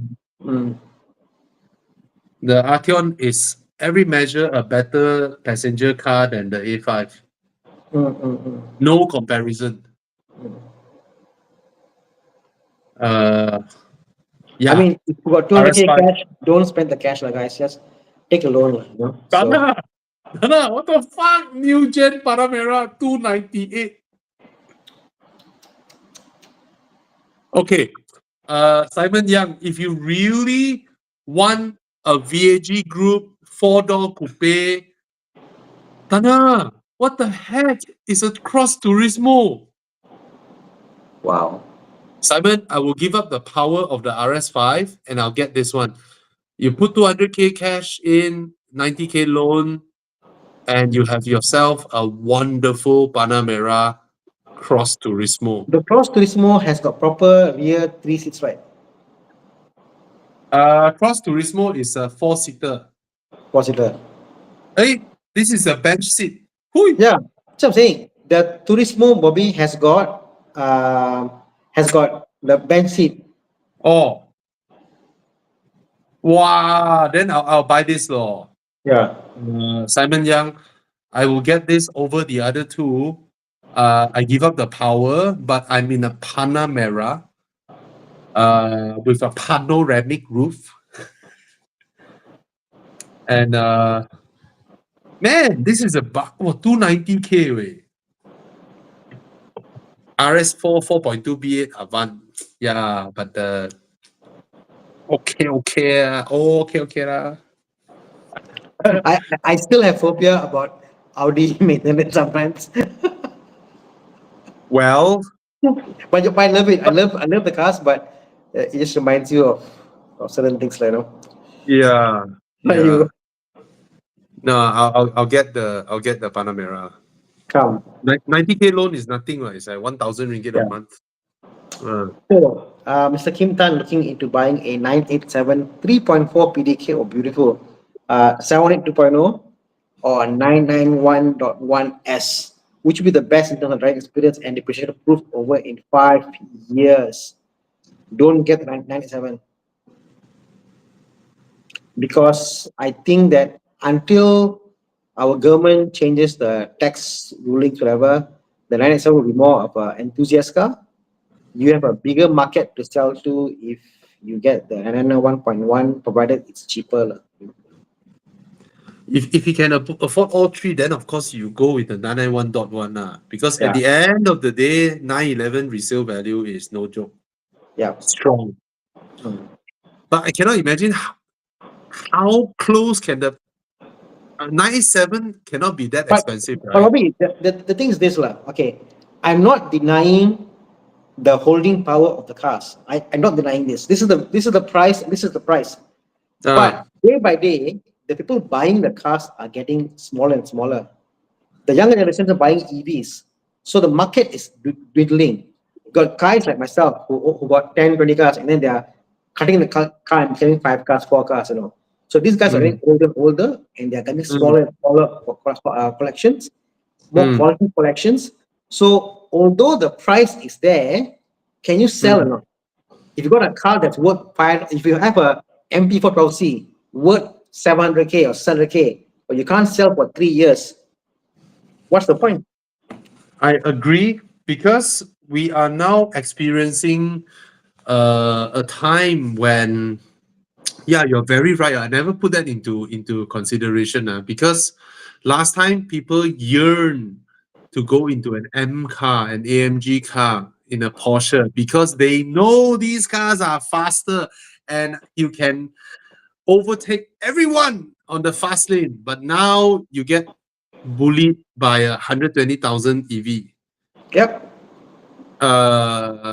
Yeah, but I mean the EVs can only go up to what, 200 km, 200 clicks max. But how often people go beyond that? That's also another question. Correct. And we haven't even entered the world of used EV yet. Used EV isn't a thing in Malaysia yet. The moment it becomes bigger, imagine a sea lion used market. Oh my god. Can you imagine what will happen? Yeah, we'll see how things goes, but so far I see that the industry has no solution for used EVs. Nobody can afford to replace a battery. No one, especially those that are 60 kilowatt, 80 kilowatt, 90 kilowatt. What the heck? The battery alone will cost you like gila babi price. So is cars have become a use and throw thing in the long run. Nobody, I mean, someone who buys a seal at what, 180, 160,000, pay 16K down payment, and then every month pay what, 2K in installment. You think this guy 7 years down, 8 years down the road, he has 90K next to him to replace the battery? Impossible. So on that same thought process, used EVs are bound to get cheap when they're old. They're old. When they become like a 7-year EV, whatever, they're bound to get cheap. So you got cheap power running around. Imagine in 5 years, you got Sea Lion running around 3.8 seconds, whatever. Oh my god, can you imagine? All the young kids, they buy their car, they go around, they modify, they tune the car. It's crazy, really. Yeah. How cheap will it be? It'll be cheap. Then who will buy to restore and keep these old classics? True. Questionable. Yeah, questionable. And then they don't look up to these cars because they are so used to the comfort levels of these new Chinese EVs, right? And the worst part about Malaysia is our population is so small, baby. Such a small population, unlike US. So who to sell to? How to export out? You can't. Don't know lah, huh? That one. But at this juncture, you are still safe lah, huh? Enjoy long. Yeah, lor. So if you can afford the 911, get the 911. Yeah. The prices have come down. You know. Okay. Atana, I test drive so many EVs, right?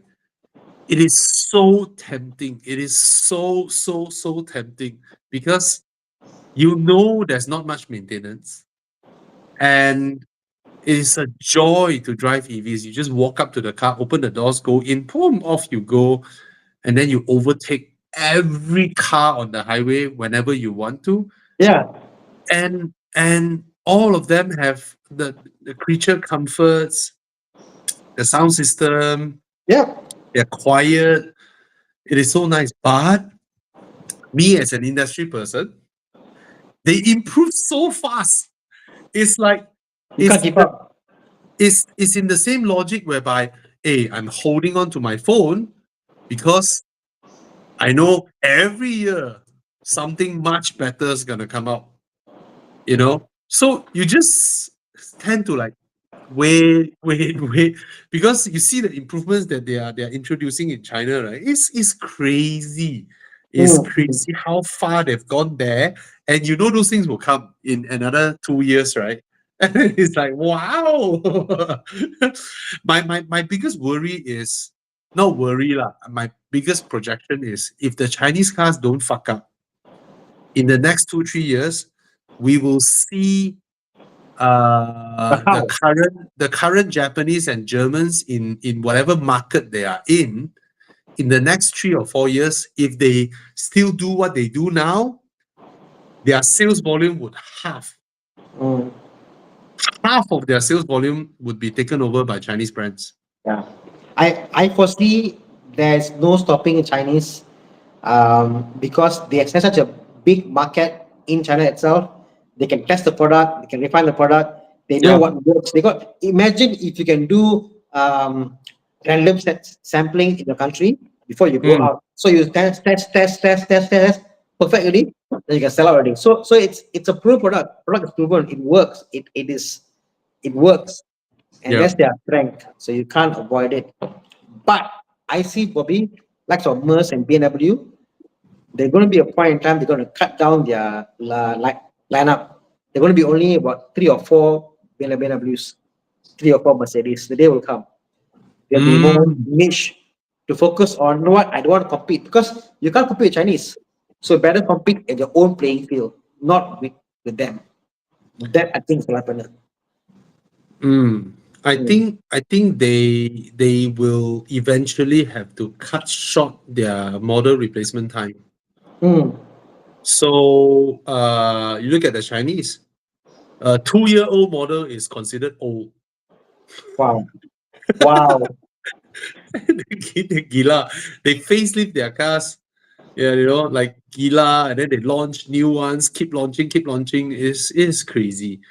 So, but this is a period of extreme competition, and then after this, it will be the consolidation. Consolidation will definitely happen in China in the next few years. That means a lot of brands will die off because many of them are still using the venture capital money. They are burning venture capital money. They haven't turned a profit. So consolidation will happen. I think a few would die out in the next few years. I even though I love Neo, I don't think they will survive because they are playing in the premium market, and in EVs, there's no such thing as premium. It's about range. You cannot sell the same thing at a higher price. Yeah, I also feel that the example will be like I hear all the plants opening up, big factory, big plants for the future. Yeah. If every car manufacturer in China does that, how? Yeah, and they Neo is, even though at first they have the battery swapping station, which is the perfect solution if battery technology did not improve. But unfortunately for them, battery technology has improved. And now BYD and Zeekr has 4-minute full charging facilities in China. 4 minutes. The Neo takes 3 minutes to swap the battery. So a battery swapping station is damn expensive compared to a charger. So I think they will die first. Too costly to run, even though I love Neo. I hope they don't die, but I think they will. Polestar is dead in China. Polestar just withdraw all their sales. You see, Polestar is competitive in Europe, right, Tana? Yep. Last year, the whole year of China, Polestar only sold 3,000 cars. Wow. Like Yeah. Malaysia sales for Yeah, but in China, if you only do 3,000, you're Crazy. dead. You're Dead. dead. Yeah, they can't compete in China. So Polestar is out of China, and don't forget Polestar is owned by Geely. They died. Yeah. So I think a big consolidation will happen. XPeng now is still trying to excite the market with their flying copter thing, but I also foresee I don't think they will last. And then at the end it will be the traditional legacy automakers of China, the SAIC, BAIC, all that, sustaining their business. So consolidation will happen. Neta just withdrawn from Singapore market, right? So yeah, it will happen. It will definitely happen. Leapmotor also, I don't think, but they are under Stellantis. At least they have a major JV with Stellantis. That should help them a bit, but I don't see them having any competitive advantage. The car is not bad, but it's also not good compared to BYD. It's not great. So I don't think we'll see lah. We'll see how. I mean, at least they are tied to Stellantis, but Stellantis is also a group consists of the blind together with the mute together with the deaf. They're all together, and then one chacha, and then they're all together in Stellantis. You So take that's all the the giant companies put together. yeah. Hey bro, you don't have eyes, don't worry. I have legs. Oh, you have no ears. What the fuck? They all group together across the road. You know, Stellantis is like that now. So don't know lah. Aiyo. Yeah, yeah. Crazy times. Yeah. Another speed hunter theory. All German talent cars can be M, AMG, no more normal cars. If they only sell those cars, they're no longer unique, I guess. Correct? They lose the appeal if they only sold M cars. Yeah, lor. If the whole BMW turn to M only, you know, like today's what M340i, what 50 Yarder edition, Yeah. what this is. Yeah. I don't know, man. It's just a badge. BMW should stick to their forte. Bigger is better. BMW is bigger is better. Engine displacement, power. This is what you do. The car must wheel spin. You do that stuff. Keep doing that again and again. It's a winning formula. You know, don't go elsewhere. BMW should really go back to motorsport instead of just using their motorsport heritage to sell their cars now while they are not active at all. Where are they active in motorsport? Nowhere. Are they in rally? No. Are they in F1? No. Are they in Le Mans? I think yes. It's like, where is it now apart from pretending to be racing? Right? I think they okay. They are in their what they are in the German DTM. And yeah, man. But don't know lah, BMW. Yeah. But I don't think it's BMW itself. is people who are in the DTM, they're doing the cars. It's not a Yeah, manufacturer. yeah. It's not a manufacturer sponsored team like Toyota. Toyota, you see, everywhere they're there. Everywhere they're sponsoring. Everywhere in motorsport, they're going around. You know. You know, the funny thing is BMW cars are getting more and more comfortable, whereas Mercedes is getting more and more involved in racing everywhere. That's true. Okay, they have a Le Mans car. BMW have a Le Mans car. Yeah. But Le Mans is old European thing. No Europeans care only Le Mans. It's Yeah. like When you yeah. you can't translate those cars into a road car, it's hard lah. You know, if I see a rally car, like for example, growing up for me was rally car, Satria, you know, something, you know, like Evo, you know, Subaru Rex, you know, Rubber Rex, you know. Yeah, man. Those are inspiring because wow, my car could look like that. May not be that, but my car could look like that. And when buy the base model, could look like that, and that was something to buy for. The best is BTCC lah, huh? BTCC is when production cars everyone go in, but youngsters now not interested with racing. Yeah. So don't know lah. Okay. Any other questions? BYD Atto 385K. Okay, buy lah. What other questions? No lah, buy lah. Nothing to answer already.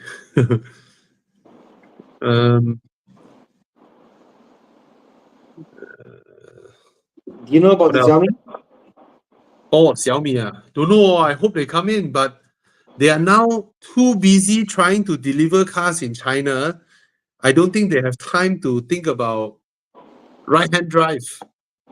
They are too busy because this is one really good example of I really salute Xiaomi lah. I really salute them. They come out first product is a bang, is a hard hitter, and it's the best-selling EV sedan in China now. Best-selling EV sedan. Yes, it beats the Tesla Model 3 in China. It's crazy. And then I tell you, when the SUV came out, the YU7, it's gonna. I hope it beats the Model Y. The Model Y now is selling like Gila Babi in China. The Model Y is so far apart from everybody. The Model Y. I think they sell 1 million a year in China. So yeah. So I think the YU7 should give a good run on the Model Y. And if they come here, wow, I tell you, I would love it, man. I would love it. It looks great. And it integrates with all your Xiaomi gadgets. Yeah. E90 versus F30, 323 and 330, confirm 330i F30 lah. No. Yeah lah, F30 lah. No challenge lah. Better car. No challenge lah.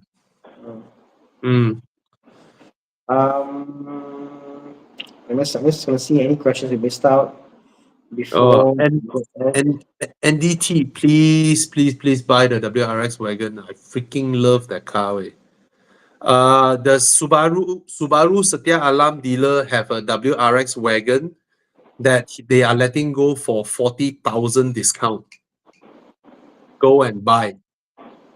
So instead of 300K, it's 260K. Okay, WRX wagon. Okay. New EX90 or XC90, I will get the EX90. Blah blah blah blah. Okay, ask a couple times. I just take this question. Okay. He asked about the Cayenne last week. That also about Cayenne. Given the new 203 to RX 350, opinion on that? I think I've driven it. Have I driven it? Have I? It looks good though. It's everywhere. I don't know, man. If your dad wants the RX 350, go ahead, lor, because it's your dad, what? And it's a Lexus. Very hard to argue against someone who already like a Lexus. because I know your next 5 years, 6 years, it will be problem free, confirmed, because it's a Lexus. Oh, We picked this question last week. Santa Fe replacement wants something more luxurious and comfortable. We said buy the Cayenne. It's a wife's car and she isn't careful. Don't care about handling. Want comfort. I think safety is important. Cayenne is a safe car.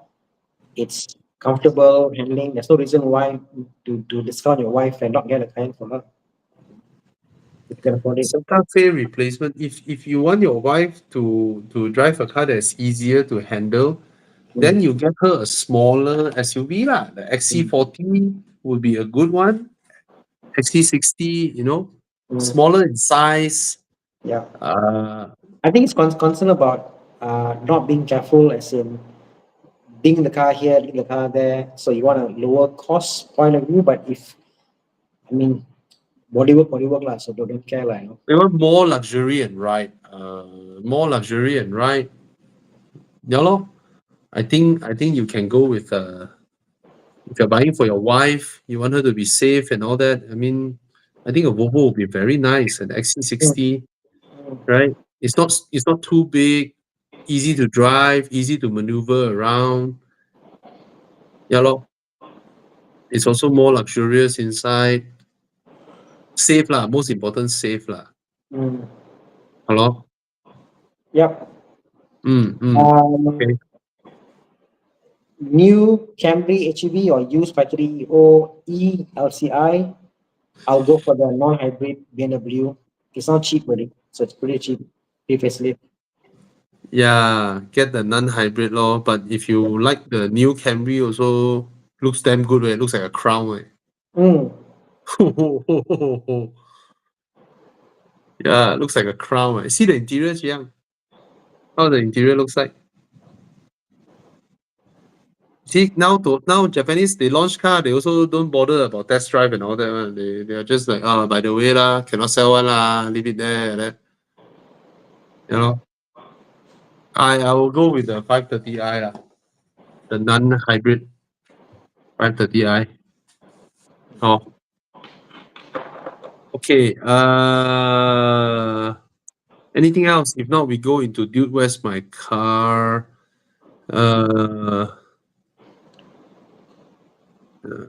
What else? Nothing much now.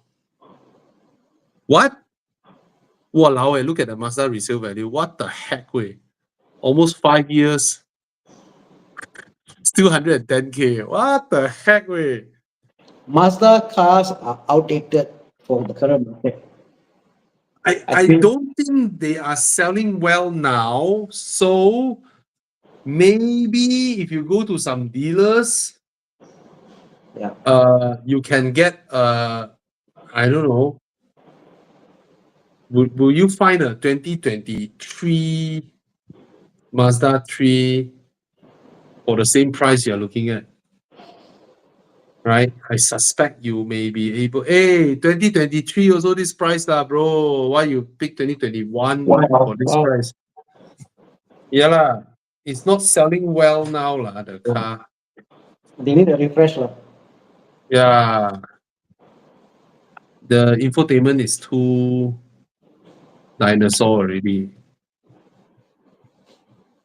I love this car, PT. I love this car, man. The seating position, the steering wheel, the design, the finishing quality, everything. I love everything about this car, but it's not competitive now lah. I hate the power though. I just feel the power could be more.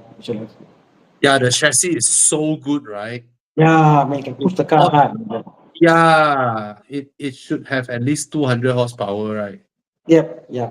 It should be it should be a hot hatch. They should market it as a hot hatch. They should put the 2.5 turbo inside this car. Yeah. What is so difficult to put a powerful engine in a small car? I don't understand. I think it's the price, because Mazda is selling very premium, and then with the price, everything in, if they bring in the 2.5 turbo, right, the car is gonna end up like 200,000. No, but Burmas don't see a market for it. no, but from Mazda itself, is putting a bigger engine that much more expensive. No, it's the factory that decides the price. Exactly. So, So, my point is your lineup itself Yeah. made the Mazda 3 as a sports hatch. Only have one engine, powerful engine, Mazda 3 hatchback. That's it. Finish. That's the thing that the Japanese will have to come to realization of. Their factory, right, should just do away with the smaller engines and all that, and then just amortize the 2.5 turbo, make it powerful enough, drop into all their cars. The problem with Mazda now is that for the size of their company, they have too many models and too many engines, too many platforms. They are burning money for. They are behaving like a 2 million volume premium car maker, Yep. but they are a 1 million volume mass market car maker. So they are not earning a lot of money lah. The way to do things. So I wish they come to their senses. Like when the whole market is going electrification, they go and develop a rear-wheel drive platform and a straight-six engine. And then the straight-six engine cannot put in many cars, and kesian lah. Just imagine like back then, Bobby. You have like Alfa Romeo, and they make cars. The one engine is meant only for that model. Like no other model will have the engine because they decided. But even they made power, not power, but they made this engine must fit this car. That's it. Yeah. Nothing else. That's what they should do, Oh, this is an interesting question. I would kill to be able to drive a KTM X-Bow. Anyone has one, can let me drive? Oh, guys, anyone watching, right? If you guys have some special cars, right, and you want me to drive it, right, just PM us at Horizon. I'll gladly meet up with you and drive your car and do a video together with you. All right? Let me know. Okay? All right. Let's go into Dude, Where's My Car? Right, you can find us on Horizon, Facebook or IG or TikTok. Just PM us.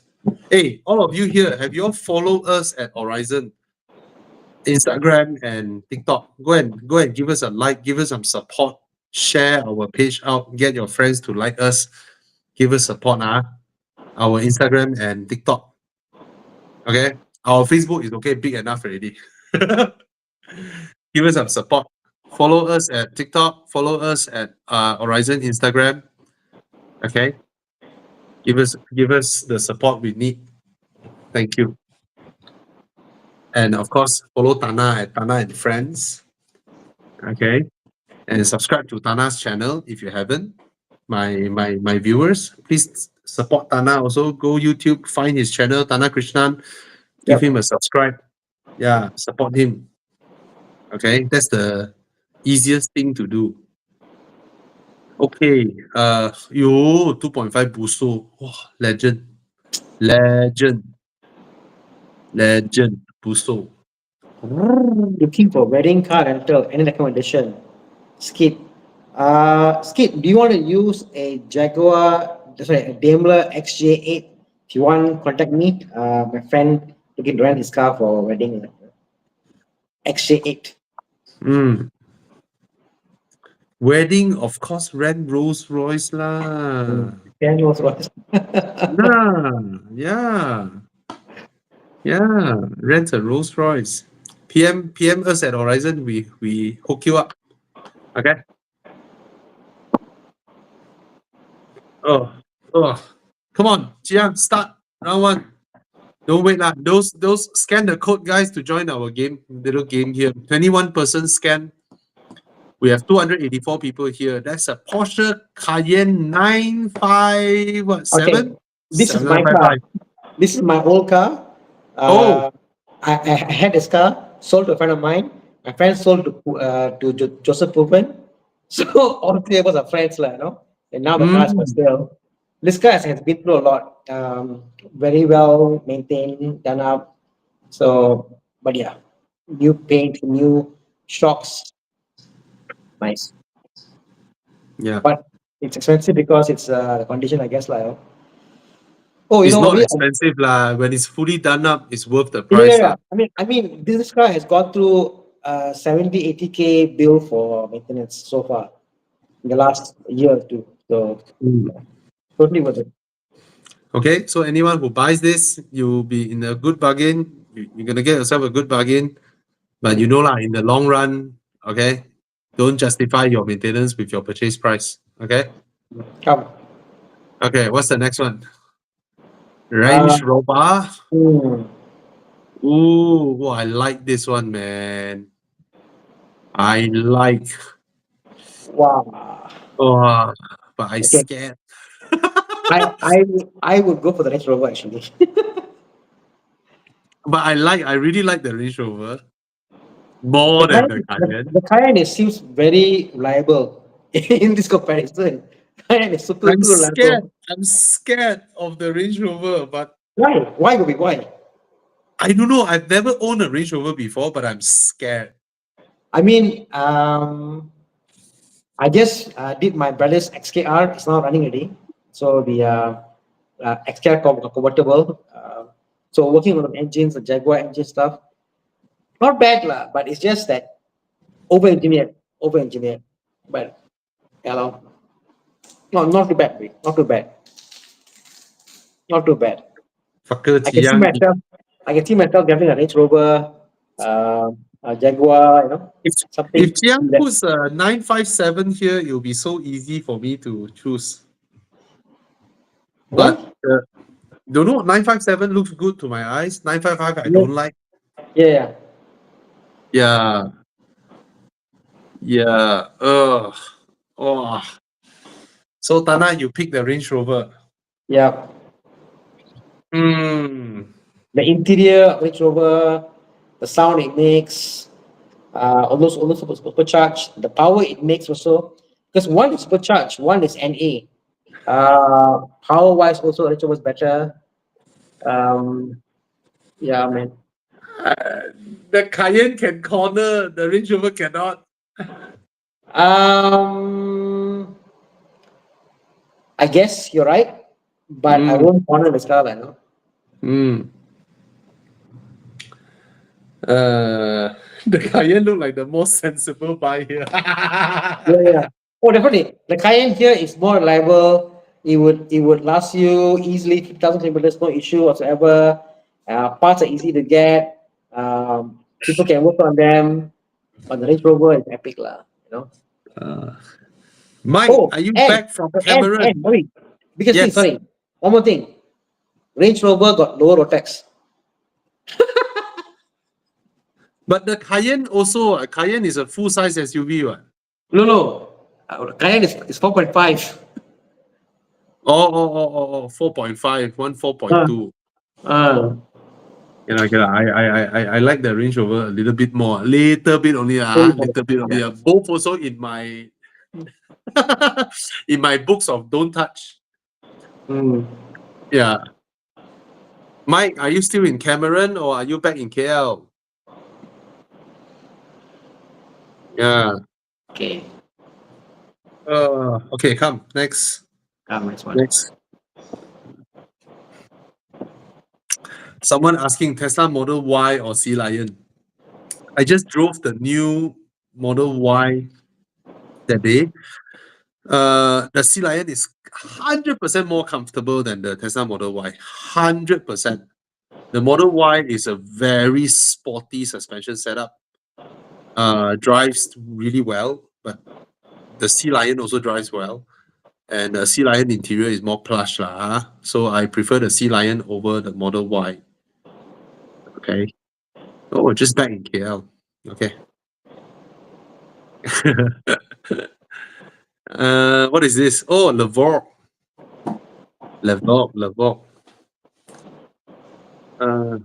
Tomorrow ada apa? Nothing much after that. Okay. Okay, what's the next car? Levante. Oh, oh, oh. X6 Wow! Wagon. Wow! Yeah, that's so easy for me. Tana, I love the E60 wagon, Tana. I don't like the E60, but I love the wagon. Absolutely love the wagon. Wow, 11 years Gorgeous. apart. 11 years apart. Can you imagine that? Man, it's gorgeous. I can't see the price of the car. Chiang, the It's scan 88. code ticket. Oh, 88K. Walane. Wow. That's the thing, guys. Why buy wagon? The sedan is 25K. The wagon is 88K. Why buy wagons? E39 wagon versus E60 wagon. E39 wagon. I prefer E60. E60, yeah? Wagon. Sedan, I prefer E39. Fair enough. Yeah, wagon. Oh, the E60 to me, to my eyes, is gorgeous. It looks more functional. It looks the correct form factor, the way it sits. and then I can spend 40K buy the V10 engine, drop in. Is it 40K? 20 odd K for the drivetrain. V10. Yeah, 20 odd K, like, what, 25? Wow, 25K. Together with the gearbox? Yeah. But the gearbox is SMG, right? Yep. If someone is able to source a manual from US, wow. Can? No issue. That would be the bomb, man. We have people in Yes. Malaysia now that one guy is what I saw on TikTok. This guy does for drifting and stuff. He can take any engine, design for you a bell housing, and put in any manual gearbox into any engine. US ma. No, Malaysia, Seramban. Malaysia. One guy is Seramban. Okay, Seramban. Really? Yeah, I saw his videos. Crazy, man, the way he fabricates. So basically, any engine you have, make it a manual. They can get many bell housing, convert it, put it, make it stronger and stuff. Asal manual lah. No. I mean, they do more drifting, but yeah, manual they can do. Any engine, any gearbox, you know. Wow, next time I give him a challenge. Bro, drop a V10 into my 6 Series. I want to use my ZF 8-speed. That one too much lah. I think the gearbox will fry lah. Each time you drop your gear, the gearbox will fry. So no. Oh, I love the sound of the BMW V10. It's just magical. Okay, Bobby. Fun fact. What is the mileage interval of the BMW M5 V10? I have no idea. Sorry, the service interval. Yes. No idea. But maybe Chiang can find. It's 2,000 miles. The sticker there will says 2,000 miles. So it's 3,200 km oil change. Yeah, but I think no one in Malaysia follows it lah. You know, some of the BM got a sticker there, 2,000 miles the place or whatever. You know, so What the heck? it's a race engine from F1. So what do you expect? Oh. You know, it's an F1 engine. In all fairness. Oh. Okay. So Mike is back in KL. Okay. I want to have lunch tomorrow. Tana, you free? Want to have lunch? Mana? I bring you guys to a really, really, really good Thai food. Okay. Okay. Tomorrow we text morning. Okay. Mike, I text you morning. Okay. Come, let's see the results. Oh, not bad, Levante. No. Boleh tahan, It shows Yeah. the demographic of the audience today. Some are old, some are young fellas stick to the Vogue, older guys to the E60 wagon. Levante is not bad, It's not Yeah. bad, but it's Okay, I see a Porsche 911. Okay. 996. And it's got a lot too. Ooh, C4S or yeah. C4S, 190K. Wow, bargain. I think this is my perfect spec of Something simple, C4S, coupe, Yeah. Okay, Chiang, back to the tail. Okay, guys, look at this design. The broad single stripe red color lights.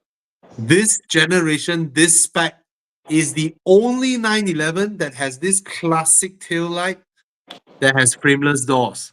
Yep. Every 911 before this that has the broad tail light all has door frames. Yeah, it's the only 911, the only spec that you get frameless doors plus this classic tail end. So nice. Oh, cantik. 190K. Bargain. Ooh. What do you think, Bobby, converting a Boxster 986 into the dot 2 lights from the 911? There are people who are doing it in US. How? No, it's easy. Apparently, it's plug and play. You just need to get the bumper bonnet. It's plug and play. It just fits in. So you have a Boxster with the 992 front end. Look. Oh, front end is it? Ah. Nice. Ah. Nice. It's nicer. Yes. Do Tana. I might do it actually. Actually, the 996.2 front now over the years is so good looking. Yeah. I love the shape. I love the lights. Yeah, it's the only Porsche without the round lights. Yeah. I think in the long run, the 996.2 is a very, very special 911. You know how we speak about the 987.2 being like a buffer zone to hold the prices? This is the buffer zone for the 911. This will determine how low can the price go. This will keep it at bay, this model. Yeah. Now you see some badly maintained 997 at this price. Right? Okay, come. Versus? Oi, 997. Okay, I know already. This one. No, normal 997. Yeah, the tail. It's an S. Yeah, it's an S some more. Wow, very, very difficult choice now, suddenly. For me, is immediately I go to 997.2. Having driven both, 997.1 is faster, more efficient, handles better, but the dot 2 996 has got more sound, more drama. The build up of the sound, the engine builds up, it comes out, and it cools. All that drama it has. And the 4S, I think is beautiful. The grip it gives you. Oh man, it's now that you look at both together, right? The 996 is beautiful. Beautiful. The engine note itself, Bobby, I mean, I'm more about engine note sound. The dot 2 has got way more drama in sound and the way it delivers than the 9.1. Yeah. And you know what's funny? I prefer the non-white body of the 996. I like the non-white body. Who was me the other day? I was saying that if I like the 996.2 C4S, but if I buy 997, it's 997.1 C2S. The 996 is just, I don't know, man. The non-white body is gorgeous, way. It looks so sleek. But you don't get the lights. Don't get. I mean. Yeah. You lose out on those. Yeah. And then without that light, it just doesn't look as good. Yeah, correct. So to me, just for the lights alone, the lights and also how big the rear is. Like I think the ratio wise, the 996 ratio of front to back is the widest. Like the difference of in percentage is very wide. It doesn't look stock. It looks almost like as if someone underread the car. It's big. It's nice, the 996,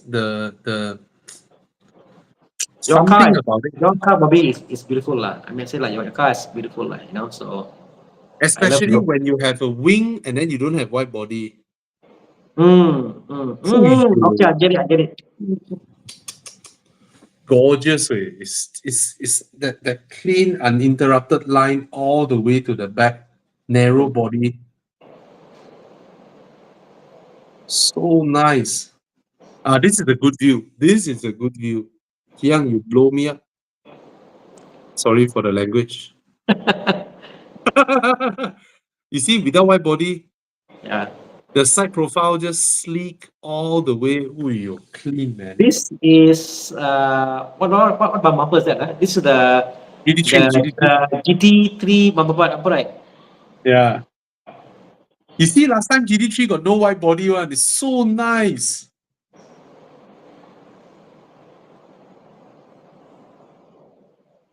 Never mind. Okay, come. Let's see the Very vote. close. 997 lah. Most people would prefer the 997 It's lah. faster. Yeah. Faster, handles better, quicker, and everything else, like, all measure. Jensen said, Porsches look best with GT silver paint. Yes. Okay, what is this? Alpina. BMW Bayerisch Motorenwerk. Alpina. Oh, I saw this, the M340 Alpina. Yeah lah, but all of them overpriced lah. Madness lah.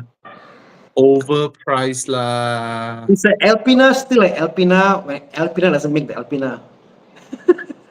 I mean, in all fairness, Yeah. when it's a batch, it's still like Alpina.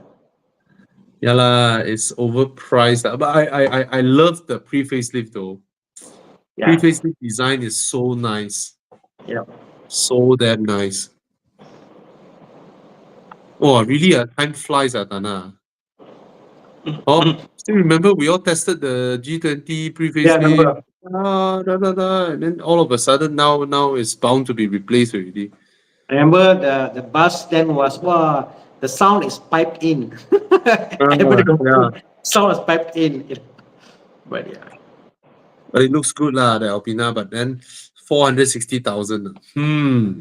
What's the other car? Jiang, come. Scully, he bring out a Brabus. Hey, Oh, BMW. M4, M3. See, this is the proper M. That one is Alpina. How to buy Alpina, right? S58 versus B58, isn't it? Right? Yeah. Yeah. Different lah. One Yeah. the subframe is got bushing, one is like one subframe to the body, you know. You can feel everything. I love the rims though. The Rim can buy. Alpina rims. Yeah, rim can buy. Yeah. Body kit can buy. You want an M340i or you want a M3? Oh, Alpina is 495 horsepower. Wow. Extra 33. I mean, go see Mike Yap. Oh, Alpina is S58 also. Oh, really? Oh, okay. Ooh. I see. No, I So want the it's a- M4 front. I want the M4 front. So, I want basically, the M4 front. it's a souped up M3 that's comfortable. Yeah, Yeah. true. So it's a RS. It's an Audi RS. The RBRS. Yeah. You buy Alpina, can't go to M event. But arguably cooler than an M3 or M4 lah. Wow, Alpina, you. Where did you buy the body kit? So nice, huh? Yeah. Why you change the badge, And then you go Thailand, right? You cannot register. Cannot find. Yeah, the computer cannot find your car. Hey? Oh, someone said, no. Yeah. Alpina based on M340i uses Yeah. B58 I with two thought turbos. so. Yeah, because I was in school. It was an M340i, like. Yeah, I'll trust whatever you guys say, because I have no Yeah. idea about Yeah. Alpinas. Yeah.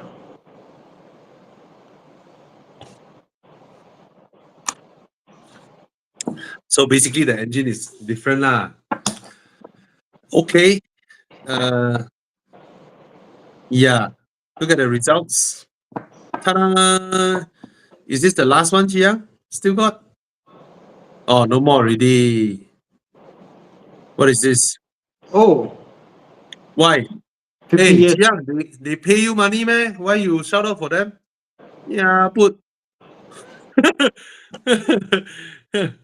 Yeah. Okay, anyway. Yeah. They hire many influencer, let the influencer. Oh, they did, yeah. They did. Oh, Yeah, they hire a lot of influencers and they put them in. Now when I go car launch events, right, it's so weird where so many times already I'm doing my video, then I am chased away or asked to fuck off because the official photographer of the event want to capture the influencer posing around the car. Of course, everybody is walking around lah, so I also don't mind. I'm like, oh, okay, I'll go to the next car.